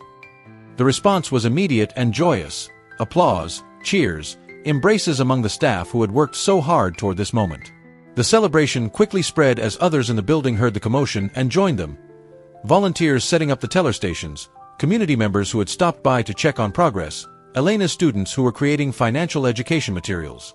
In the midst of the celebration, Margaret noticed David Harrington standing near the entrance, having apparently arrived with more information about the bank coalition strategies. He watched the jubilant scene with a complex expression, part happiness for their success, part regret for his former role in the system they were challenging, part uncertainty about his own place in this new reality. Margaret made her way to him, extending the celebration to include even this complicated ally. "We received our charter," she explained, though he had clearly deduced as much from the scene before him. "Congratulations," he said sincerely. "It's well-deserved. Your preparation was impeccable. Due in no small part to your insights about potential regulatory challenges," Margaret acknowledged. "Your information helped us anticipate and address issues before they could become obstacles." He shook his head slightly, deflecting the credit. "You would have succeeded regardless. I just helped smooth the path a bit." Sometimes that's the most important form of allyship, using insider knowledge to make systems more accessible to those who've been excluded. David considered her words, something like hope flickering in his eyes, the possibility that his past participation in problematic systems might be transformed into valuable insight for creating better ones. "I have more information about the coalition's lobbying strategy," he said, returning to the purpose of his visit. "But it can wait until tomorrow. Today should be about celebration." As he turned to leave, Margaret stopped him with a hand on his arm. "Stay. You've been part of making this possible. You should be part of marking its achievement." After a moment's hesitation, he nodded, accepting the invitation to join a celebration he would have been orchestrating opposition to just months earlier. It was a small moment, but representative of the larger transformations this initiative had catalyzed. Not just creating a new institution, but changing how people understood their relationships to existing ones, their own complicity in problematic systems, their potential to participate in creating alternatives. The celebration continued into the evening, expanding as word spread through the community. People arrived with food, with flowers, with handmade cards congratulating the credit union team. Local musicians appeared with instruments, creating an impromptu soundtrack for the gathering. What had begun as a staff announcement had evolved into a community milestone celebration, the collective acknowledgement of what they had achieved together. As twilight deepened into evening, Margaret found herself on the sidewalk outside the credit union, taking a moment of quiet reflection amidst the continuing celebration inside. The air was cold now, carrying the unmistakable crispness of approaching winter. Her breath formed small clouds that dissipated quickly in the darkness. The street was transformed from its daytime utilitarian character to something more romantic, more filled with possibility. Streetlights cast pools of warm illumination on the sidewalks, holiday decorations in shop windows added spots of color and brightness, and the stars above were unusually visible for a town center, winter's clarity having chased away the atmospheric haze of warmer seasons. She became aware of a presence beside her, Eleanor Jenkins, her former English teacher, now in her 80s but still a force within the community. The elderly woman had wrapped a handmade shawl around her shoulders against the evening chill, its intricate pattern visible even in the limited light. "I remember when you were in my senior English class," Eleanor said without preamble, her voice carrying the slight quaver of age but none of its hesitation. "You wrote an essay about your grandmother standing up to a department store clerk who had treated her disrespectfully. Do you remember?" Margaret smiled at the unexpected memory. "I do." It was about dignity, about how she refused to accept being treated as less than she was, even when it would have been easier to stay quiet. "You wrote that watching her that day taught you that dignity isn't something others can take from you unless you give it away," Eleanor quoted, her remarkable memory for her students' work intact despite the decades that had passed. "I told you then that you had the soul of someone who would change systems, not just navigate them." The older woman gestured toward the glowing windows of the credit union, where the celebration continued unabated. "This is what I meant. This is who you always were, Margaret, someone who sees beyond what is to what could be, and finds the courage to bridge that gap." The simple acknowledgement from her former teacher, someone who had known her before success, before achievement, before the accumulation of credentials and wealth that now insulated her from much of the discrimination others faced, touched something deep within Margaret. It was a reminder that the values driving this work weren't recently acquired, but core to who she had always been. "Thank you for seeing that in me even then," she said softly. "And for the coin, your grandparents' savings.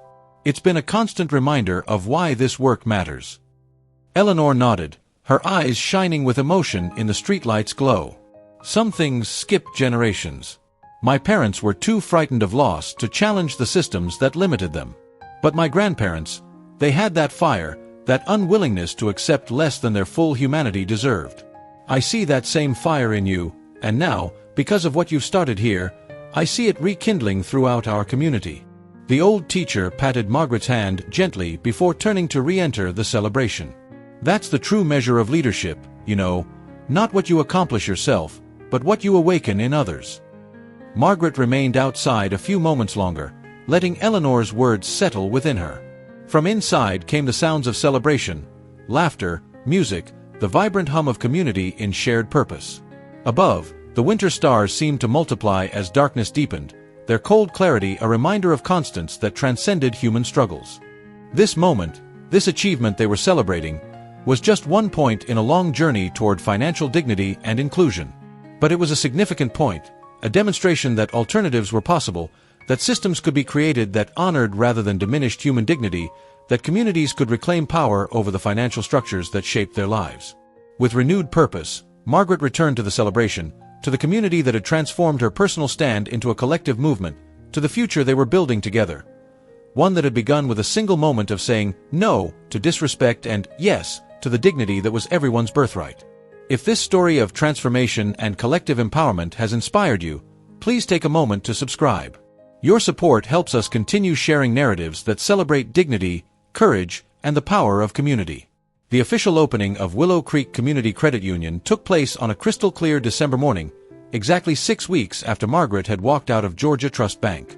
The overnight temperature had dropped below freezing for the first time that season, leaving a delicate tracery of frost on the windows and a thin crust of ice on puddles that shattered like glass under footsteps. By 8:30 a.m., a line had formed outside the credit union. Community members bundled against the cold but warmed by shared purpose and anticipation. Some had brought thermoses of coffee or hot chocolate to share, creating a festival atmosphere despite the chill. Local news crews had set up cameras, documenting what had become more than just a business opening, a community milestone, a symbol of collective empowerment. At precisely 9 a.m., Margaret and the core team gathered on the steps for the ribbon-cutting ceremony. They had decided against inviting politicians or celebrities to officiate. This was a community institution, and community members should be the ones to mark its opening. Clara Jenkins, still radiant with pride at being among the first to join the credit union, stood with her grandchildren beside her, the ceremonial scissors ready in her hands. Margaret stepped forward to address the gathered crowd, her breath visible in the cold air, her voice carrying clearly in the winter stillness.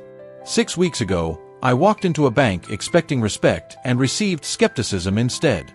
That moment could have ended in resignation, in accepting that some doors, while technically open, aren't truly accessible to everyone. Instead, it became the catalyst for what we celebrate today. Not just a new financial institution, but a new model of what banking can and should be.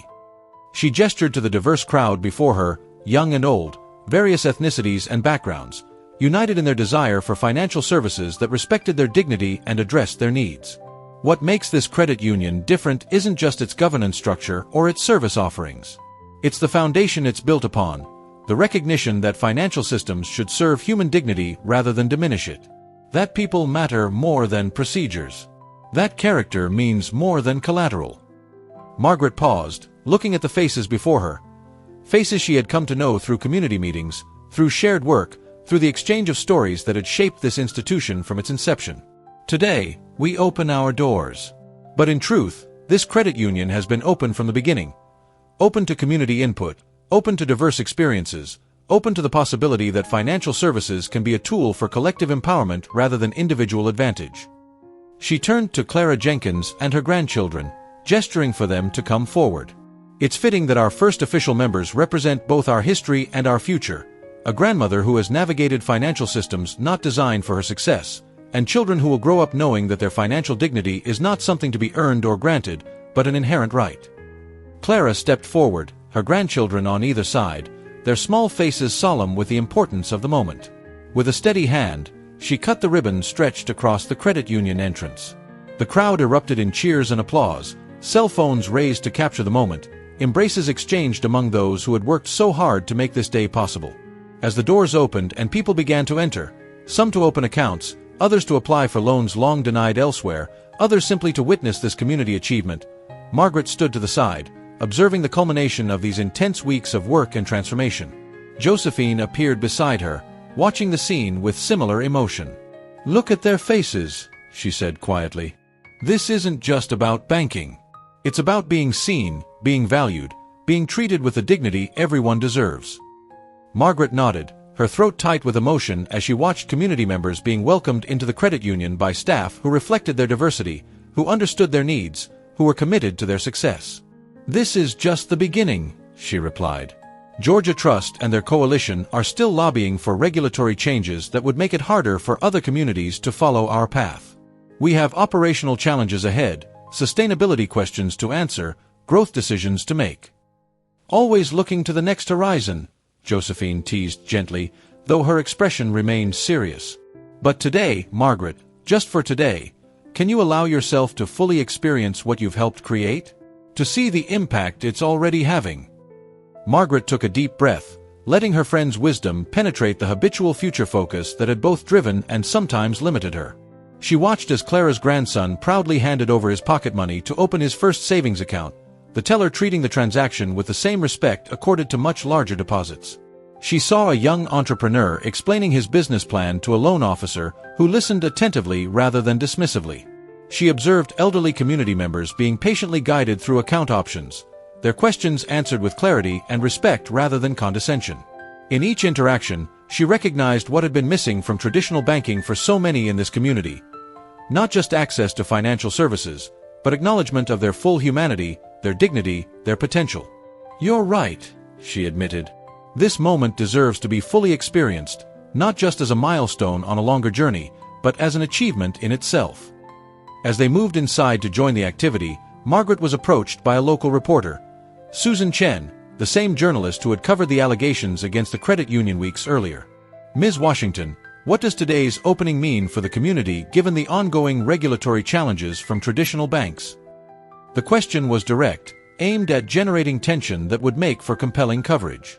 But Margaret recognized an opportunity to reframe the narrative, to shift attention from conflict to possibility. "Today isn't about opposition or regulatory challenges," she replied calmly. "It's about a community creating the financial institution it needs and deserves. Every person who opens an account today is making a statement that they value financial services that respect their dignity, understand their needs, and invest in their potential." She gestured to the bustling lobby, where efficient but unhurried transactions were taking place, where conversations reflected genuine interest rather than transactional necessity, where community members were being welcomed as valued members rather than processed as anonymous customers. This is what banking could be everywhere. Relational rather than just transactional, developmental rather than merely extractive, accessible to all rather than just to those already advantaged. The regulatory challenges we face aren't about protecting consumers, as some claim. They're about protecting a status quo that has failed too many for too long. The reporter seemed struck by this perspective, her practiced neutrality briefly giving way to genuine curiosity. "Do you believe other communities could replicate what you've created here?" "Not just could, should," Margaret replied with conviction. "Every community deserves financial institutions that grow from its needs and reflect its values. What we've created isn't just for Willow Creek. It's a model that can and should be adapted by communities everywhere." Throughout that first operational day, Margaret moved through the credit union, observing interactions, addressing minor issues, celebrating small victories. By closing time, over 300 new accounts had been opened, dozens of loan applications had been submitted for review, and countless community members had simply come to witness and support what many were already calling our bank, a possessive that reflected not legal ownership but emotional investment. As the staff secured the building and completed end-of-day procedures, a sense of accomplishment permeated the space. They had done it, transformed an idea into reality, a vision into a functioning financial institution, an individual stand for dignity into a collective resource for community empowerment. The core team gathered in the community room for a brief reflection before departing. Margaret and Josephine, Elena and Thomas, Martin and Pastor Johnson, Tasha and others who had been instrumental in bringing the credit union to life. "I have something to share," Elena began, her academic precision giving way to evident excitement. "My department has received funding to document our process, how this credit union was created, the challenges we faced, the strategies that proved successful. We'll be developing a toolkit for other communities interested in establishing similar institutions." "That's wonderful," Margaret responded, immediately seeing the broader implications. The more communities that create their own financial alternatives, the harder it will be for traditional banks to dismiss the model as an anomaly. Or to regulate it out of existence, Thomas added pointedly. Numbers matter in policy debates. One community credit union can be marginalized. Dozens or hundreds across multiple states become a movement that demands accommodation. The conversation continued, ideas building upon ideas. How to support other communities interested in their model, how to document their economic impact, how to protect the regulatory pathways that had allowed their creation. Despite the long and emotionally intensive day, energy remained high, fueled by the tangible evidence of what they had accomplished and the expanding vision of what might yet be possible. As the meeting concluded and people prepared to depart, Pastor Johnson raised his hand slightly, a gesture that had become familiar, signaling he had a reflection to offer. When Margaret nodded, acknowledging him, he spoke with the quiet wisdom that had guided them through many challenging moments. When future generations look back on what began here, they may focus on the financial impact, the loans granted, the businesses started, the homes purchased, the generational wealth established. All of that matters tremendously. He paused, looking around the circle at each face in turn. But I hope they also remember the less tangible transformation, how a community reclaimed its financial dignity, how people who had been treated as risks to be managed began to see themselves as assets to be developed, how an institution created to meet material needs became a vehicle for spiritual restoration, the restoration of worth, of possibility, of hope.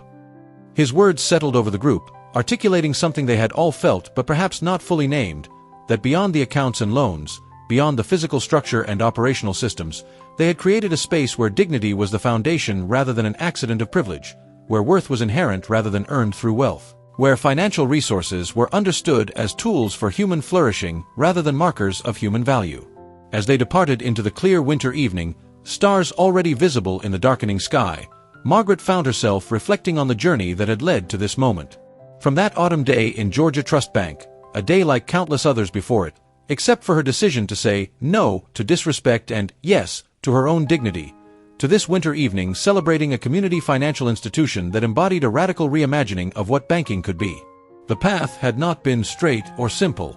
There had been obstacles and setbacks, unexpected allies and organized opposition. There would be more challenges ahead, the bank coalition's lobbying efforts, operational growing pains, the complex work of maintaining community ownership as the institution evolved.